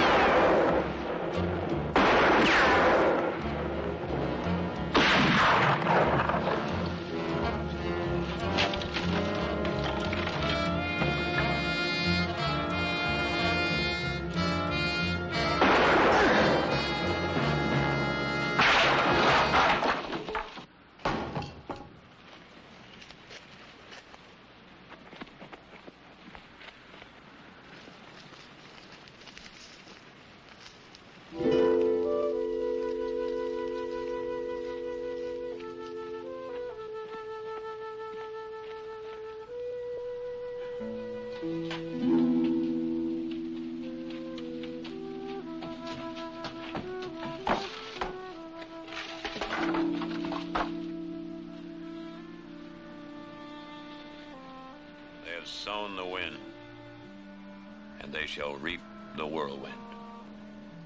Remember? I remember. I think we'll all remember.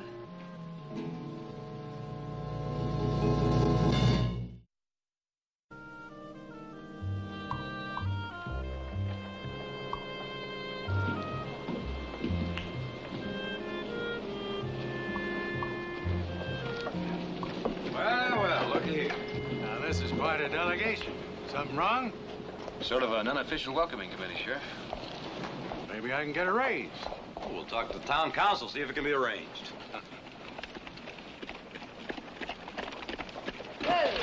Victoria? Does the doctor know you're out?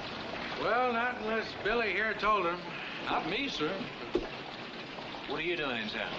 Oh, I get off the old homestead once in a while. Hadn't you heard? Take care, you hear? Yo! Boys, there is some woman.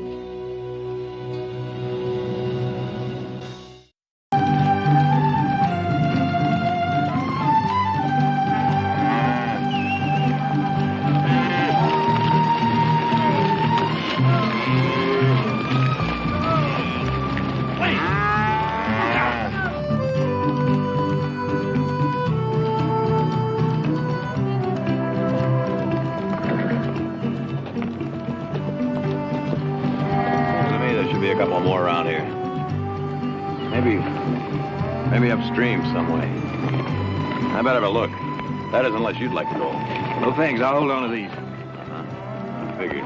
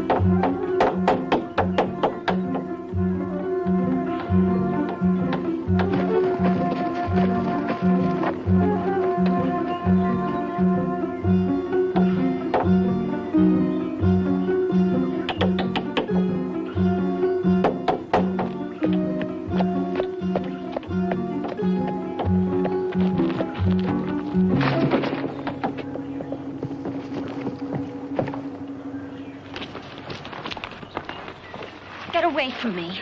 Oh, sorry. I figured I could help. Help! What are you doing? Why are you following me? Following you? I wasn't following you. It's just that, well, you're way out here away from town. I thought you were lost.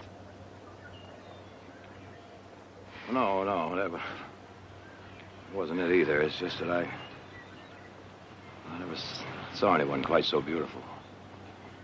Wait a minute. You better let me... Look, I'm only going right down to that house, so just let me be. Well, I can at least... You heard her, mister? You turn around right off the way you come. Get off my land. Ah, you must be Mr. Grant. I'm Nick Barkley. I don't care who you are, and I told you to go. Look, mister, I was just trying to help your daughter. You don't need no help. You heard me, mister. Now, I don't want to have to use this.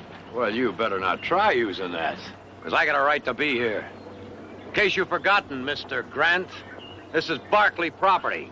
I paid my rent money that made it my land for the time. I don't have to suffer nobody, Barkley's included. You go on now. Leave us our privacy. But I told you to go. Yeah, I'd say you made that pretty plain.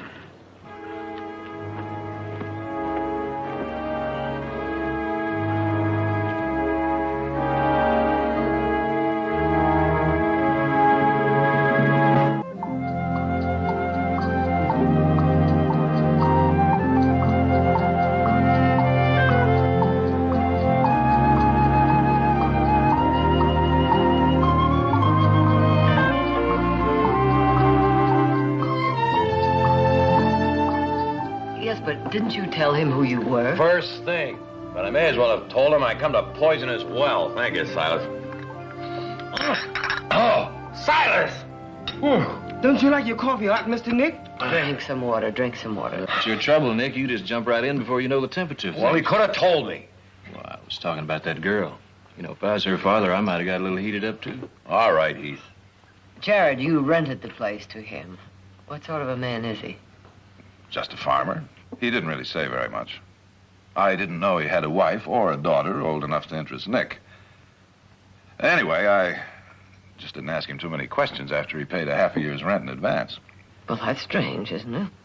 For that kind of money, he could have bought a place instead of renting it. Well, maybe he figured he couldn't get credit to finance the rest, or just had cash on hand. Anyway, Nick, you realize that legally you invaded the man's privacy. Well, still, the shooting was uncalled for. Well, I have to go out there and check on a couple of things, so I'll speak to him about it. Oh, well, I'll go with you. No, it's not necessary, Nick. I can handle it all alone. Oh, well, excuse me. But you know, it's strange that Jerry didn't find out more about those people before he rented to them. Well, he never mentioned them at all. And that's even stranger.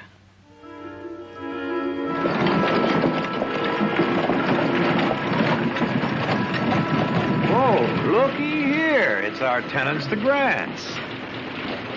Yeah, they're right back. Nick, wait. No, they can't be paying rent on the town street. I guess I can talk to her here. You know, Jared's waiting. We're 40 minutes late already. He'll wait. Morning, miss. I just thought maybe I'd check, see how your ankle's doing. It's just fine, thank you. Good. Mrs. Grant, my mother's looking forward to meeting you. Maybe she could drop by and pay you a visit. No, please. You understand my husband doesn't like company. I'm sorry, but please thank her just the same. Oh, I see. Well, my mother's going to be terribly disappointed. Maybe you could drop by and pay her a visit. I think not. Good day, Mr. Barkley.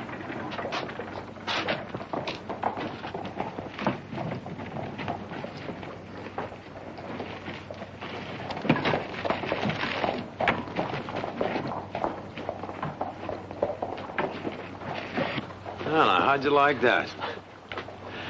You asked for it. I sure did. Hey, Nick, that wheel for your carriage is ready. I'll pick it up tomorrow morning, Denby. Them your new tenants out the North Woods farm? That's right. Maybe I'll just drum up a little business. What's the name? Grant. Oh, wait a minute. Hold on. This ought to be good. Howdy there, Mr. Grant. Ladies, name's Denby, Arthur W. Denby. Blacksmith, wheelwright, carter. Keep your cutlery sharp, make you the best plowshare in the valley. Ain't that right, Mr. Clay? That's right. I got no need of those services. No telling when you might, though, is there? I'm a farrier, too. Take good care of your horse's hooves. Do all your shoeing. Do my own shoeing. Looks it, too. Better try me.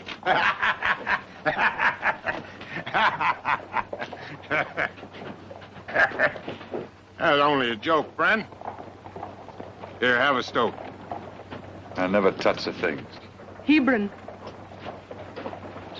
Hey, you don't have to be unfriendly about it. Well, they gave you leave to talk to us. Well, pardon me, mister. I was only trying to be neighborly.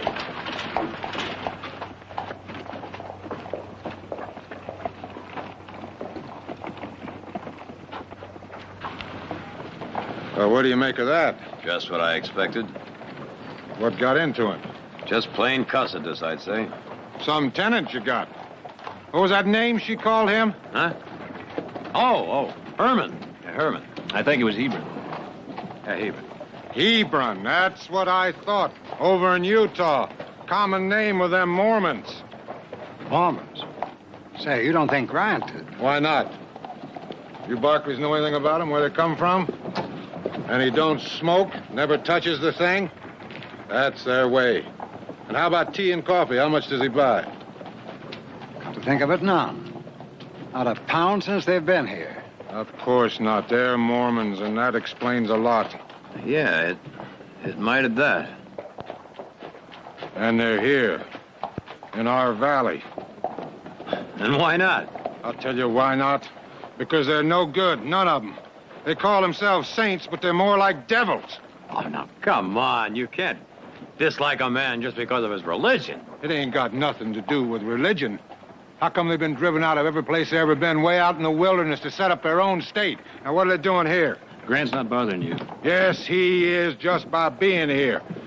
I'm telling you, no telling what's going to happen. Those people are murdering heathens. Oh, well, now that's stupid.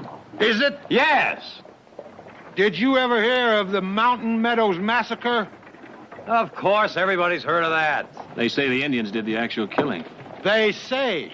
But Mormons egged them on, Mormons bossed them, and Mormons probably helped them, too. A whole wagon train full of peaceful, helpless settlers murdered in cold blood. And I had an uncle and 2 cousins on that train. So you can see, I got no use for Mormons.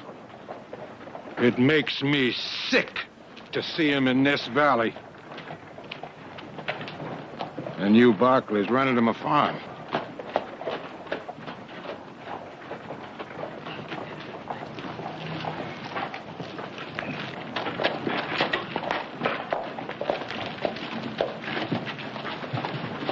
What's the matter with Denby? He doesn't like Mormons. Our people that rent to him. And he seems to think that the Grants are Mormons. Well, he's right. They are. You knew they were? No, I guessed it. And you forgot to mention it. Well, I didn't think it was very important. After all, a man's religion's his own business, isn't it? Well, now, Jared, that has nothing to do with it. It can just cause an awful lot of trouble around here is all. Well, Grant doesn't strike me as the type who's going to stir up trouble. Well, now, he was pretty handy with a gun. Denby is the type. Yeah, his type is always the problem. Well, he isn't about to forget this none too soon. Can you meet me back here a little later? Well, I thought you wanted us to sign those papers. Well, I do, but I want to take care of something first. See you here about 3? All right, fine.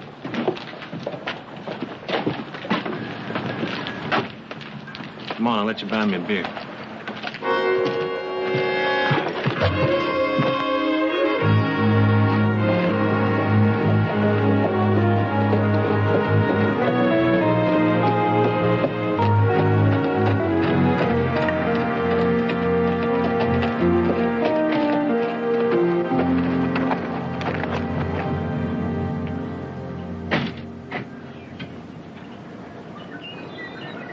Grant? Is that the way you greet all your visitors? We don't have no visitors. No one, none. Well, now, I'm not exactly a visitor, am I? I stopped by as your landlord, see if there's anything you need. How's that pump? It's all fixed. There's no need to look. How about the roof on the shed? Need any more shingles? Mr. Barkley, I paid you your money, and I don't need no help. Now, I appreciate your interest, but we like our privacy. Is that the way all Mormons feel?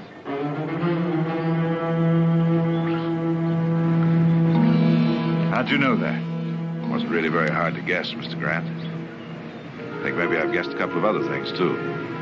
Might be wise for you and me to have a little talk. Put that thing away.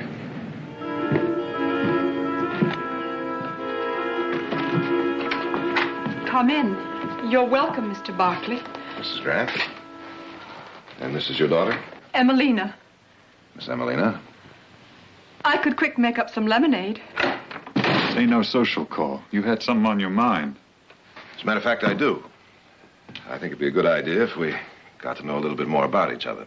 For instance? For instance, why you came here.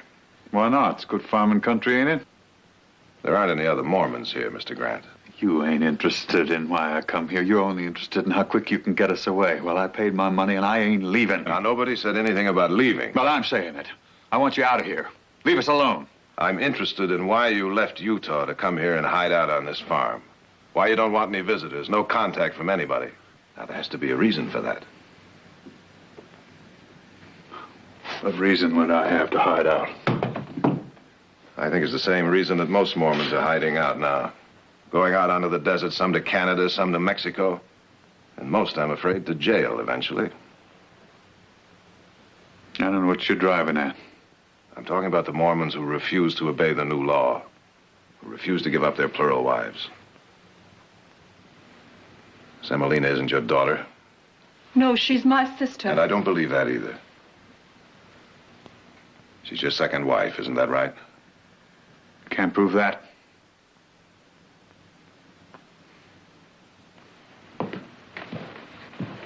Is this your Bible? You leave that be. They usually contain records. Hebron Jethers Grant, married June 12th, 1872 to Eliza May Goodhue. Married May 30th, 1878 to Mary Emelina Hewitt.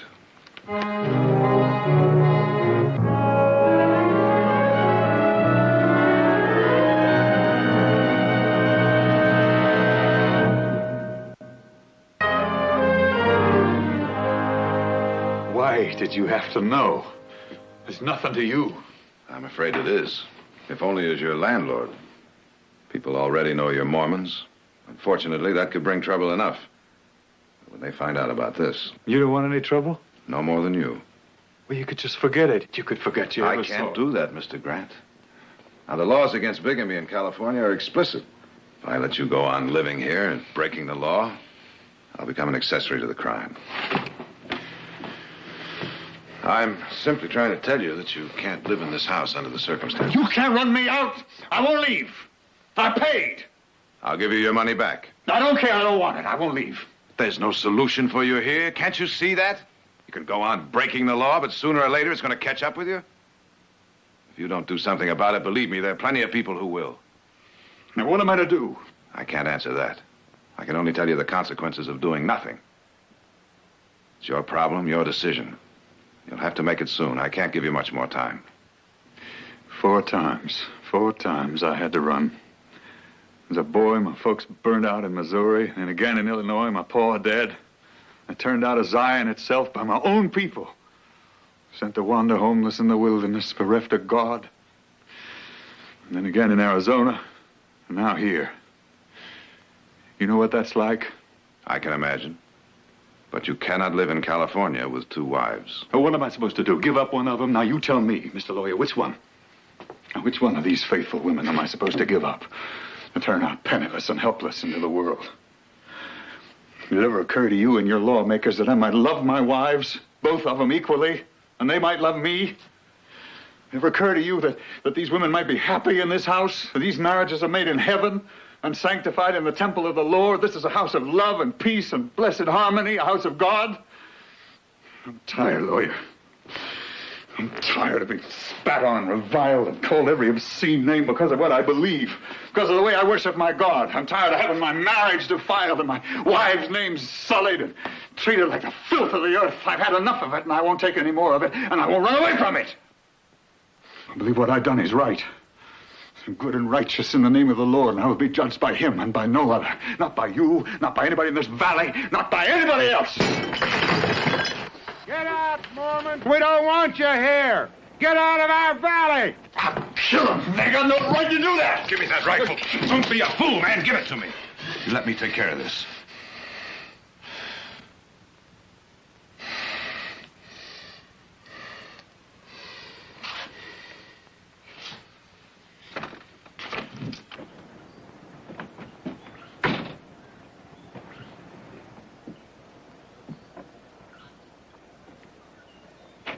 Now, Denby, you be smart. Ride off and leave these people alone. What are you doing here, Jared? This ain't your fight. I'm making it mine. Well, I ain't got nothing against you. We've been friends a long time. You're not being very friendly at the moment. Well, it ain't you. I mean, I don't blame you for renting to him. He probably fooled you, too. But we're not going to have any Mormons around here. Who's we? All of us and a lot more, too. Now, I don't want no trouble with you, Jared, but we're not going to run from it, neither. We mean to turn them out. So maybe you better do it first. And if I don't? Then we will. And folks might blame you for bringing them here, and you might not like what they do. It might not just be a busted window. Now, you listen carefully. Ride out and don't come back. If you do, there'll be a warrant for your arrest. You're gonna regret this, Jared.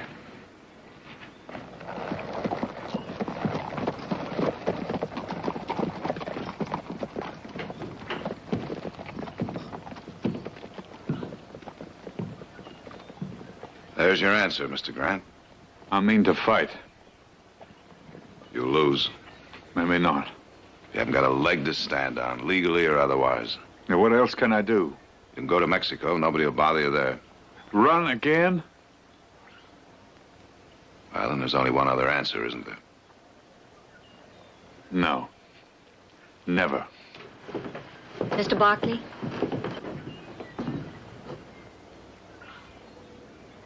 Mrs. Grant?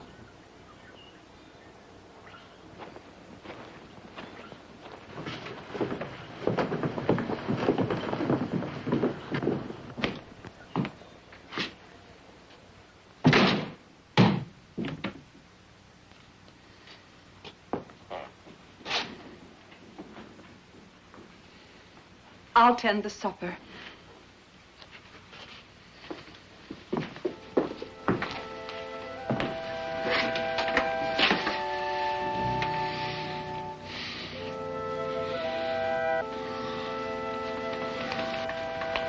Hebron, what Mr. Barkley says, mightn't it be right? About what? There's probably no other answer for us but to do like the others. Go to Mexico. You want that? You want me to go to a foreign nation where I don't even speak their tongue? How am I going to earn a living for us? Find a farm like this one? No, we ain't come to that yet. God willing, we never will. I ain't done fighting here yet, Em.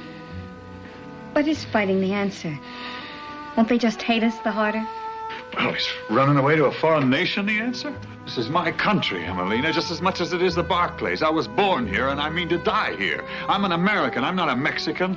But we can't stay here. Now, Em, you stop your fretting. You trust Hebron like you always done.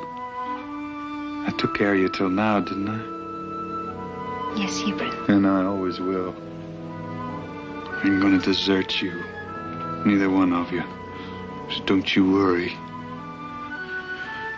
Lord's gonna take care of us. And provide like you always done.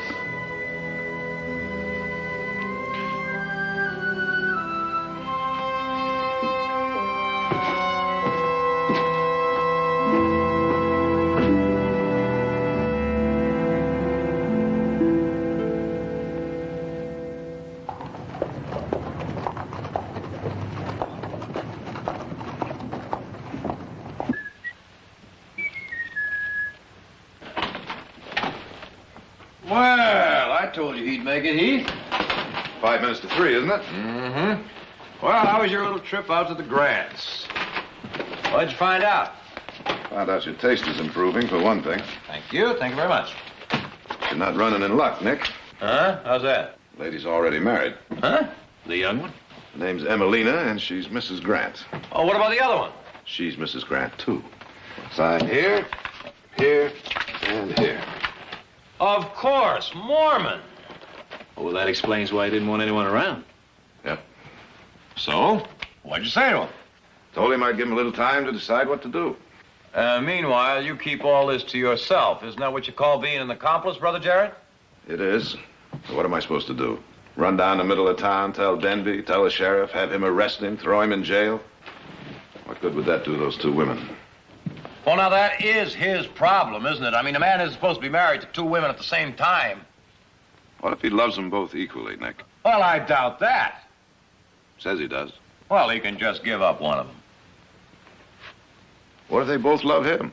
Look, the man is old enough to be Emelina's father. Now, she'd be better off without him. Sounds like a little wishful thinking. I'll tell you what is wishful thinking. If this little problem goes any further, it's all gonna blow up in our face. Well, Nick, I told him I was going to give him a little time, and that's what I'm going to do.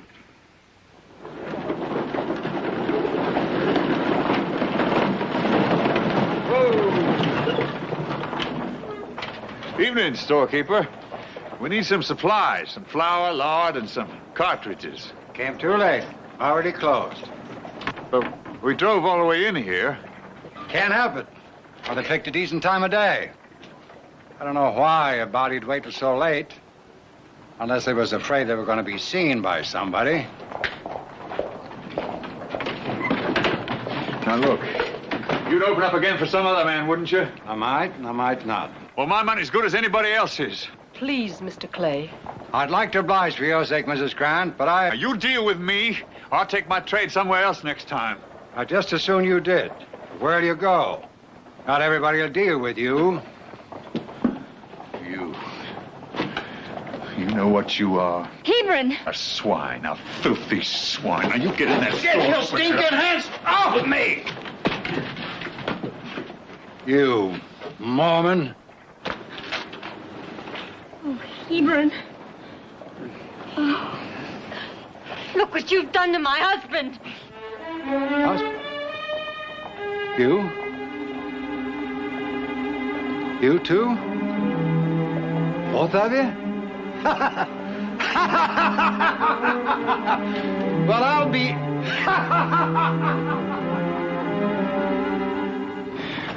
Oh, Emelina.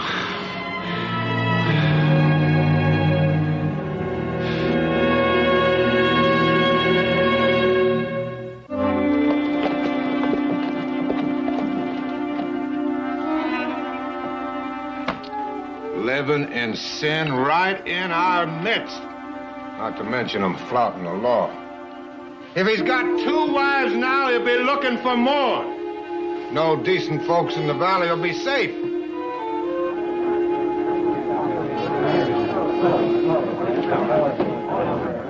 Well, what about it, Jared? You're the one man in town knows anything at all about the Grants. Is it true or isn't it? Yes, it's true, Fred. He's married to both of them. You just never got around to telling me.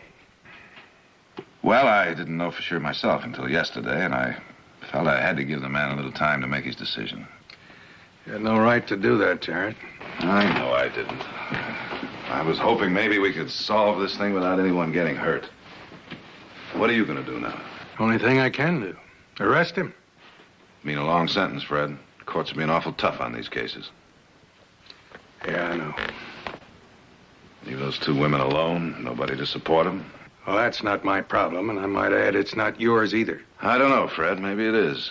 When the law works this kind of hardship on people.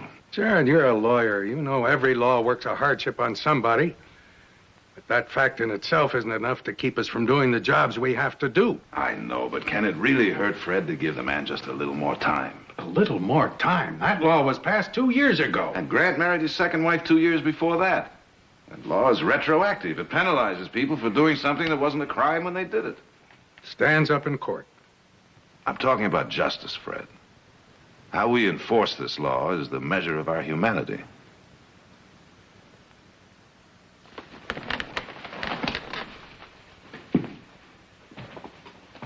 You, been over at the saloon and heard Denby? Yeah. Time's running out, Jarrett. And it may be that I won't be able to give him time. So you tell him to hurry up. I'll go out and see him this afternoon. Thanks, Fred.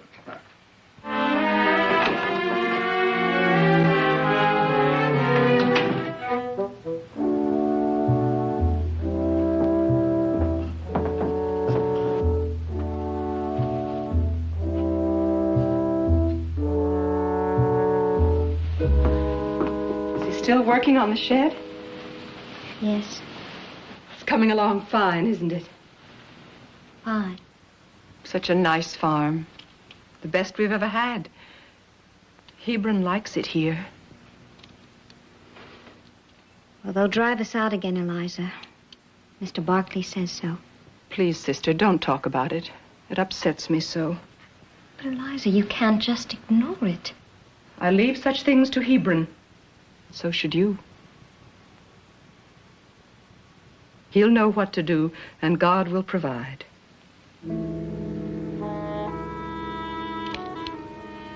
Hebron can be wrong. Of course, dear. But God can't. Eliza, what if there were just one of us? Now, sister, you know I don't like to talk of death. Oh, no, not death. I'm talking about the law. It says that we both shouldn't be living with Hebron. That's a bad law, and I don't talk about such things. I don't even think about them. Hebron will know what to do. Yes.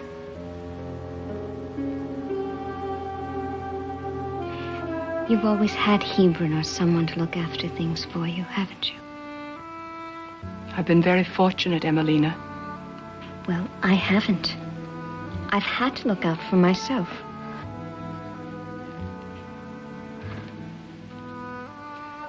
He would get along fine with just one of us. And there wouldn't be any more trouble from the law or anyone else. Sister, I don't understand you. You shouldn't even think about such things. We're here, the three of us, and happy. Oh, Eliza, I'm sorry. I won't talk about it anymore.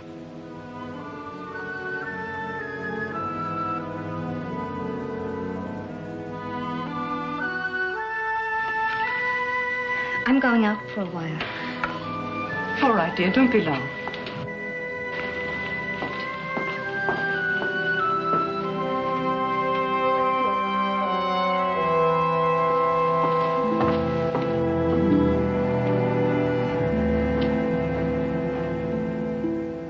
Well, it's about time we met, Mrs. Grant. You're so kind. And I wasn't even sure you'd receive me. Why not? I admire your devotion to what you believe is right. Well, that's just it, Mrs. Barkley.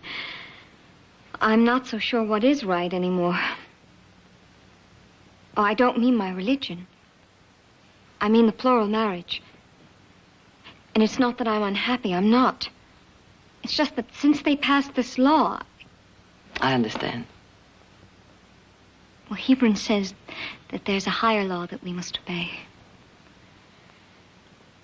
But if they send him to prison, I think it would kill him. And I don't think the Lord would ask that. Have you talked this over with your husband? Oh, yes. But Hebron is a steadfast man. And when he's sure in what he believes, well, it's very difficult to change his mind. I've talked about Mexico a lot. But he doesn't want to go. It might be for the best. I know. But I can't force him. And I think there may be another way that would be better. What other way? Well, I've thought and thought about it. And that's why I've come to see your son. He's a lawyer, and he could advise me about, well, a divorce. For you? Well, Hebron could get along with just one of us. And Eliza's been with him longer. Besides, she needs someone. I don't. I can manage by myself.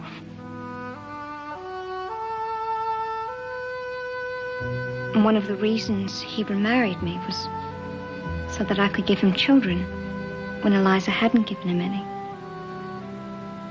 But I haven't either. Well, what about your feelings?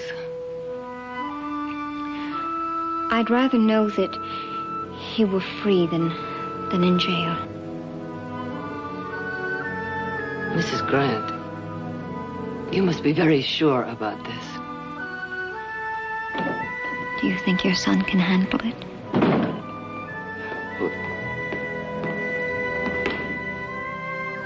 You can ask him yourself.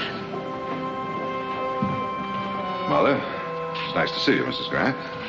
Mrs. Grant would like to ask you something. Oh? What can I do for you? Mr. Barkley, will you get me a divorce? You were right. We can't go on together. You're doing the wisest thing possible, Mrs. Grant. Does your husband know? Well, he has to be told, of course. I'll tell him as soon as Knowing your husband, I think it'd be better if I approach him first. She can stay here till I get back. Don't you worry, everything will be all right.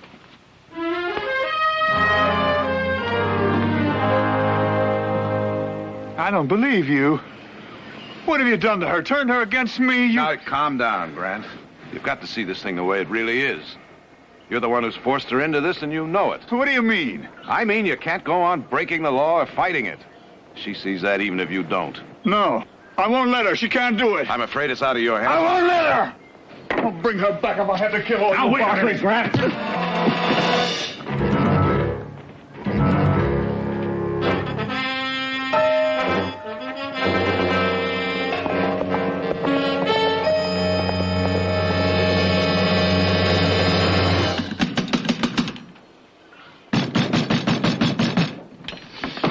Hold it. Now, come for my wife. Yes, we have been expecting you. And I'll use this if I have to. Well, when are you going to stop playing hero, and when are you going to get through that thick head of yours that you're not going to fight the world all by yourself? Huh? Now, why don't you put that thing down right there? And as soon as you decide to start acting like a gentleman, then you will be fully welcome into our home. How's that? There now, isn't that better?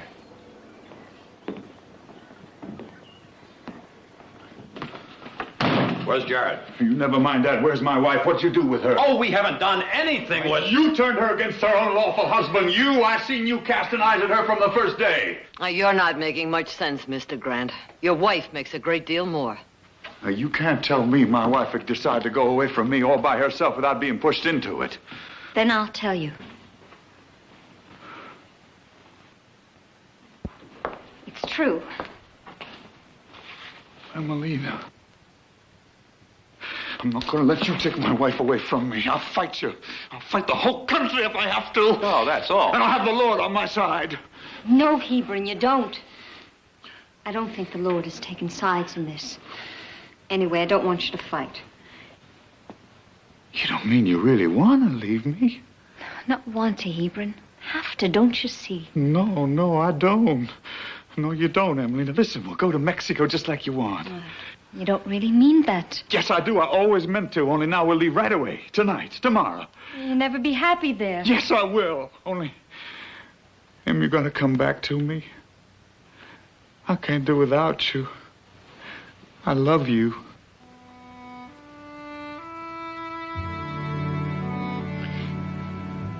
Do you really promise about going to Mexico? I promise.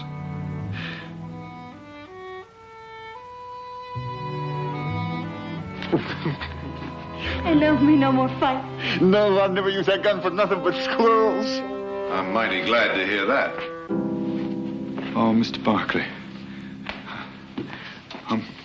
I'm truly sorry. Forget it. One of the hazards of the legal profession, I guess. I just went out of my head. I don't know what I was doing. Mr. Barkley, we're going to Mexico. Mexico.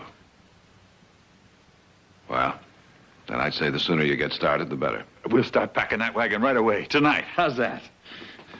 Mr. Grant, you're going to Mexico, you're going to need this. What's that for? It's the balance of your rent money. You're a fair man, Mr. Barkley. I'm awful sorry about your head. Hebron.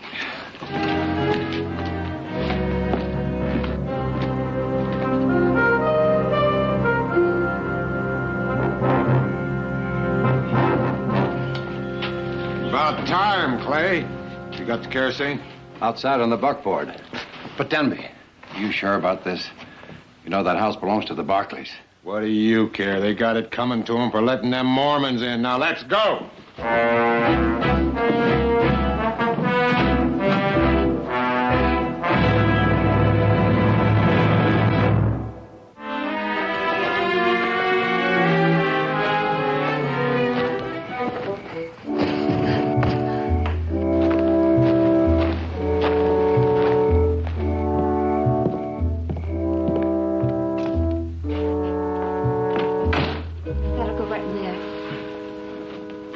Em, you know this is all foolishness. I really don't see any need of doing all this tonight. Well, you told Mr. Barkley.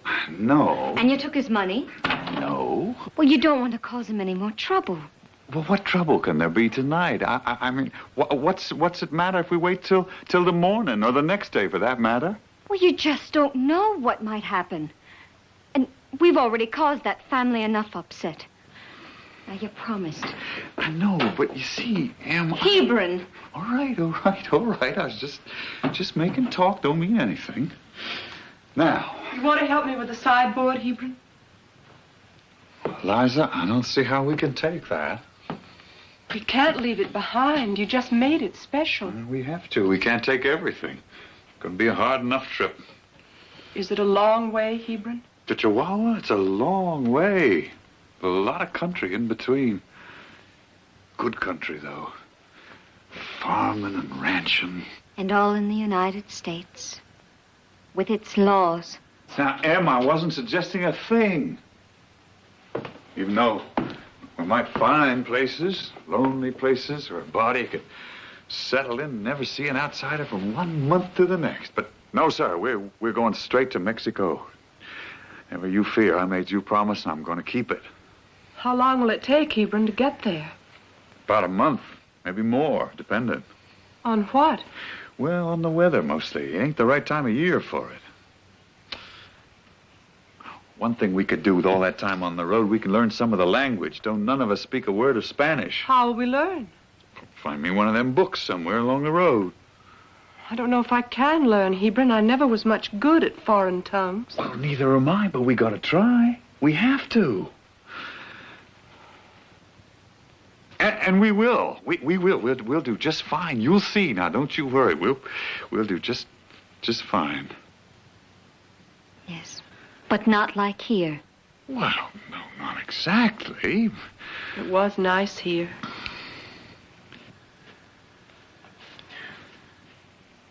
But at least we ain't being run out. It's my own decision. Is it? Oh, maybe it'd have been better if I... Now, Em, you hush. This is the way I want it. It's going to be all right. Now, stop your worrying. You just leave all that to Hebron. Like Eliza here does. I'll take good care of you. And God will provide. Sure he will. You just leave everything to Hebron and my Lord. Grant! Grant!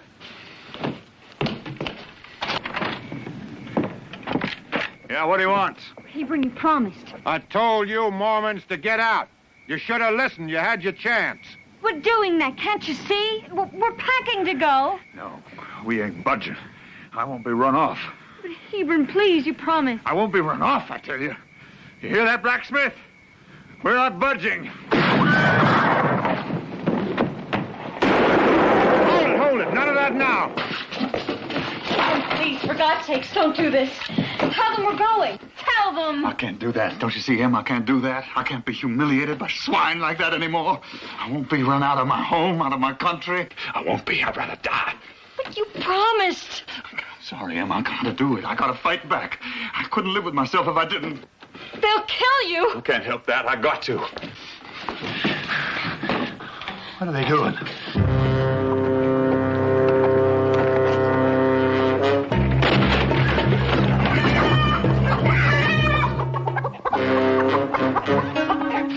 What are they doing?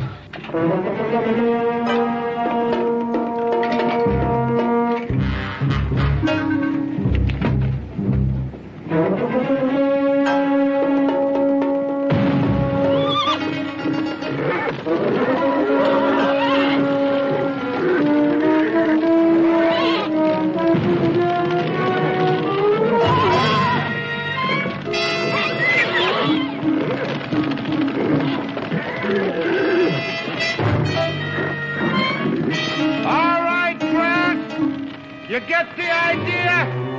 Now you gonna come out or shall we burn you out? Oh, Hebron. I can't. Even if I die for it, I can't. Come on and get me! We'll die. Pray, Emelina, pray. Kind Heavenly Father, Lord God of hosts, need. Smite the sinners! Out of Lehi. Pour it in the well.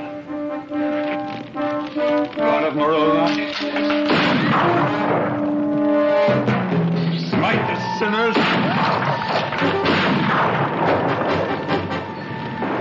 All right, let's go. Lehi, God of Nephi. God of Moroni, save us, thy servants.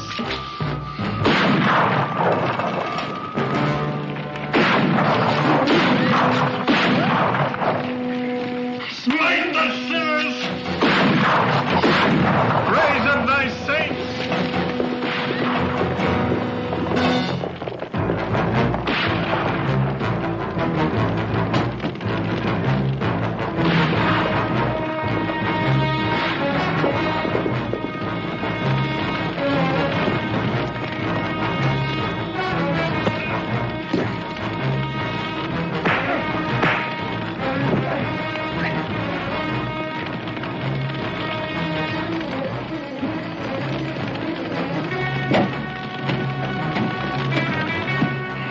Thank God.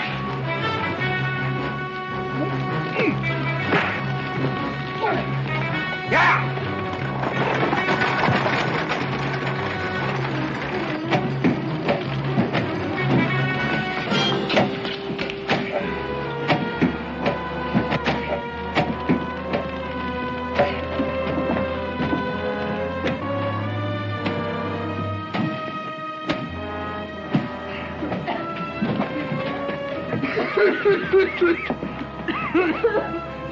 The Lord answered my prayer.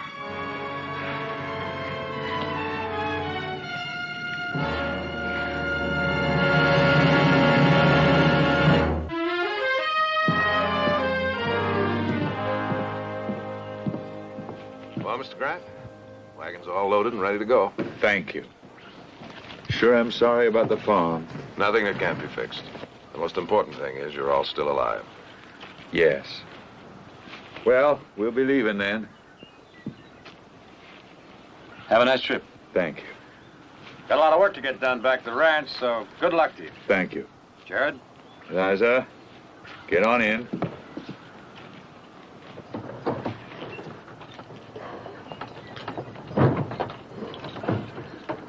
Whoops, better not forget this one. Oh, no. That's mine. It stays. Stays? What do you mean, Emelina? I'm not going, Hebron. What are you talking about? You know we can't stay Not here. we. Me. Em, I don't understand. I was right the first time. I'm getting that divorce. Do you know what you're saying? Yes. I'm saying you're not the only man in the world. But I'm your husband. You love me. I did once. I'm not so sure anymore. Somehow you're not the man I thought.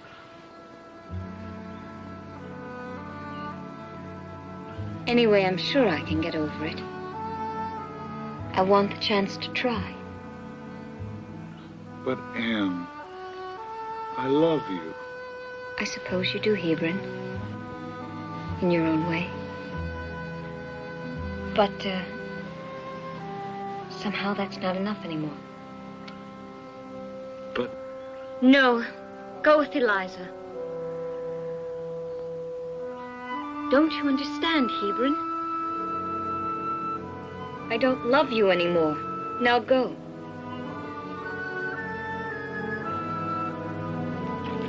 Sister. Goodbye, Eliza. I don't understand this, but I'll miss you. I'll miss you, too. Goodbye, sister.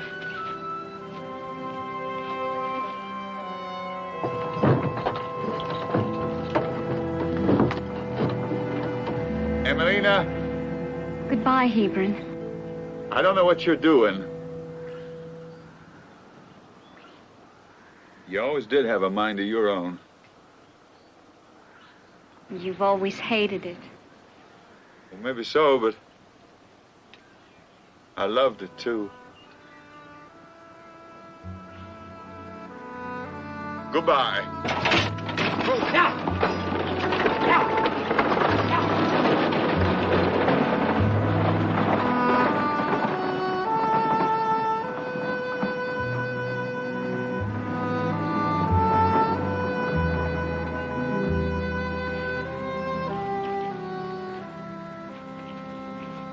Mr. Barkley, would you take me to the railroad station? Of course I will.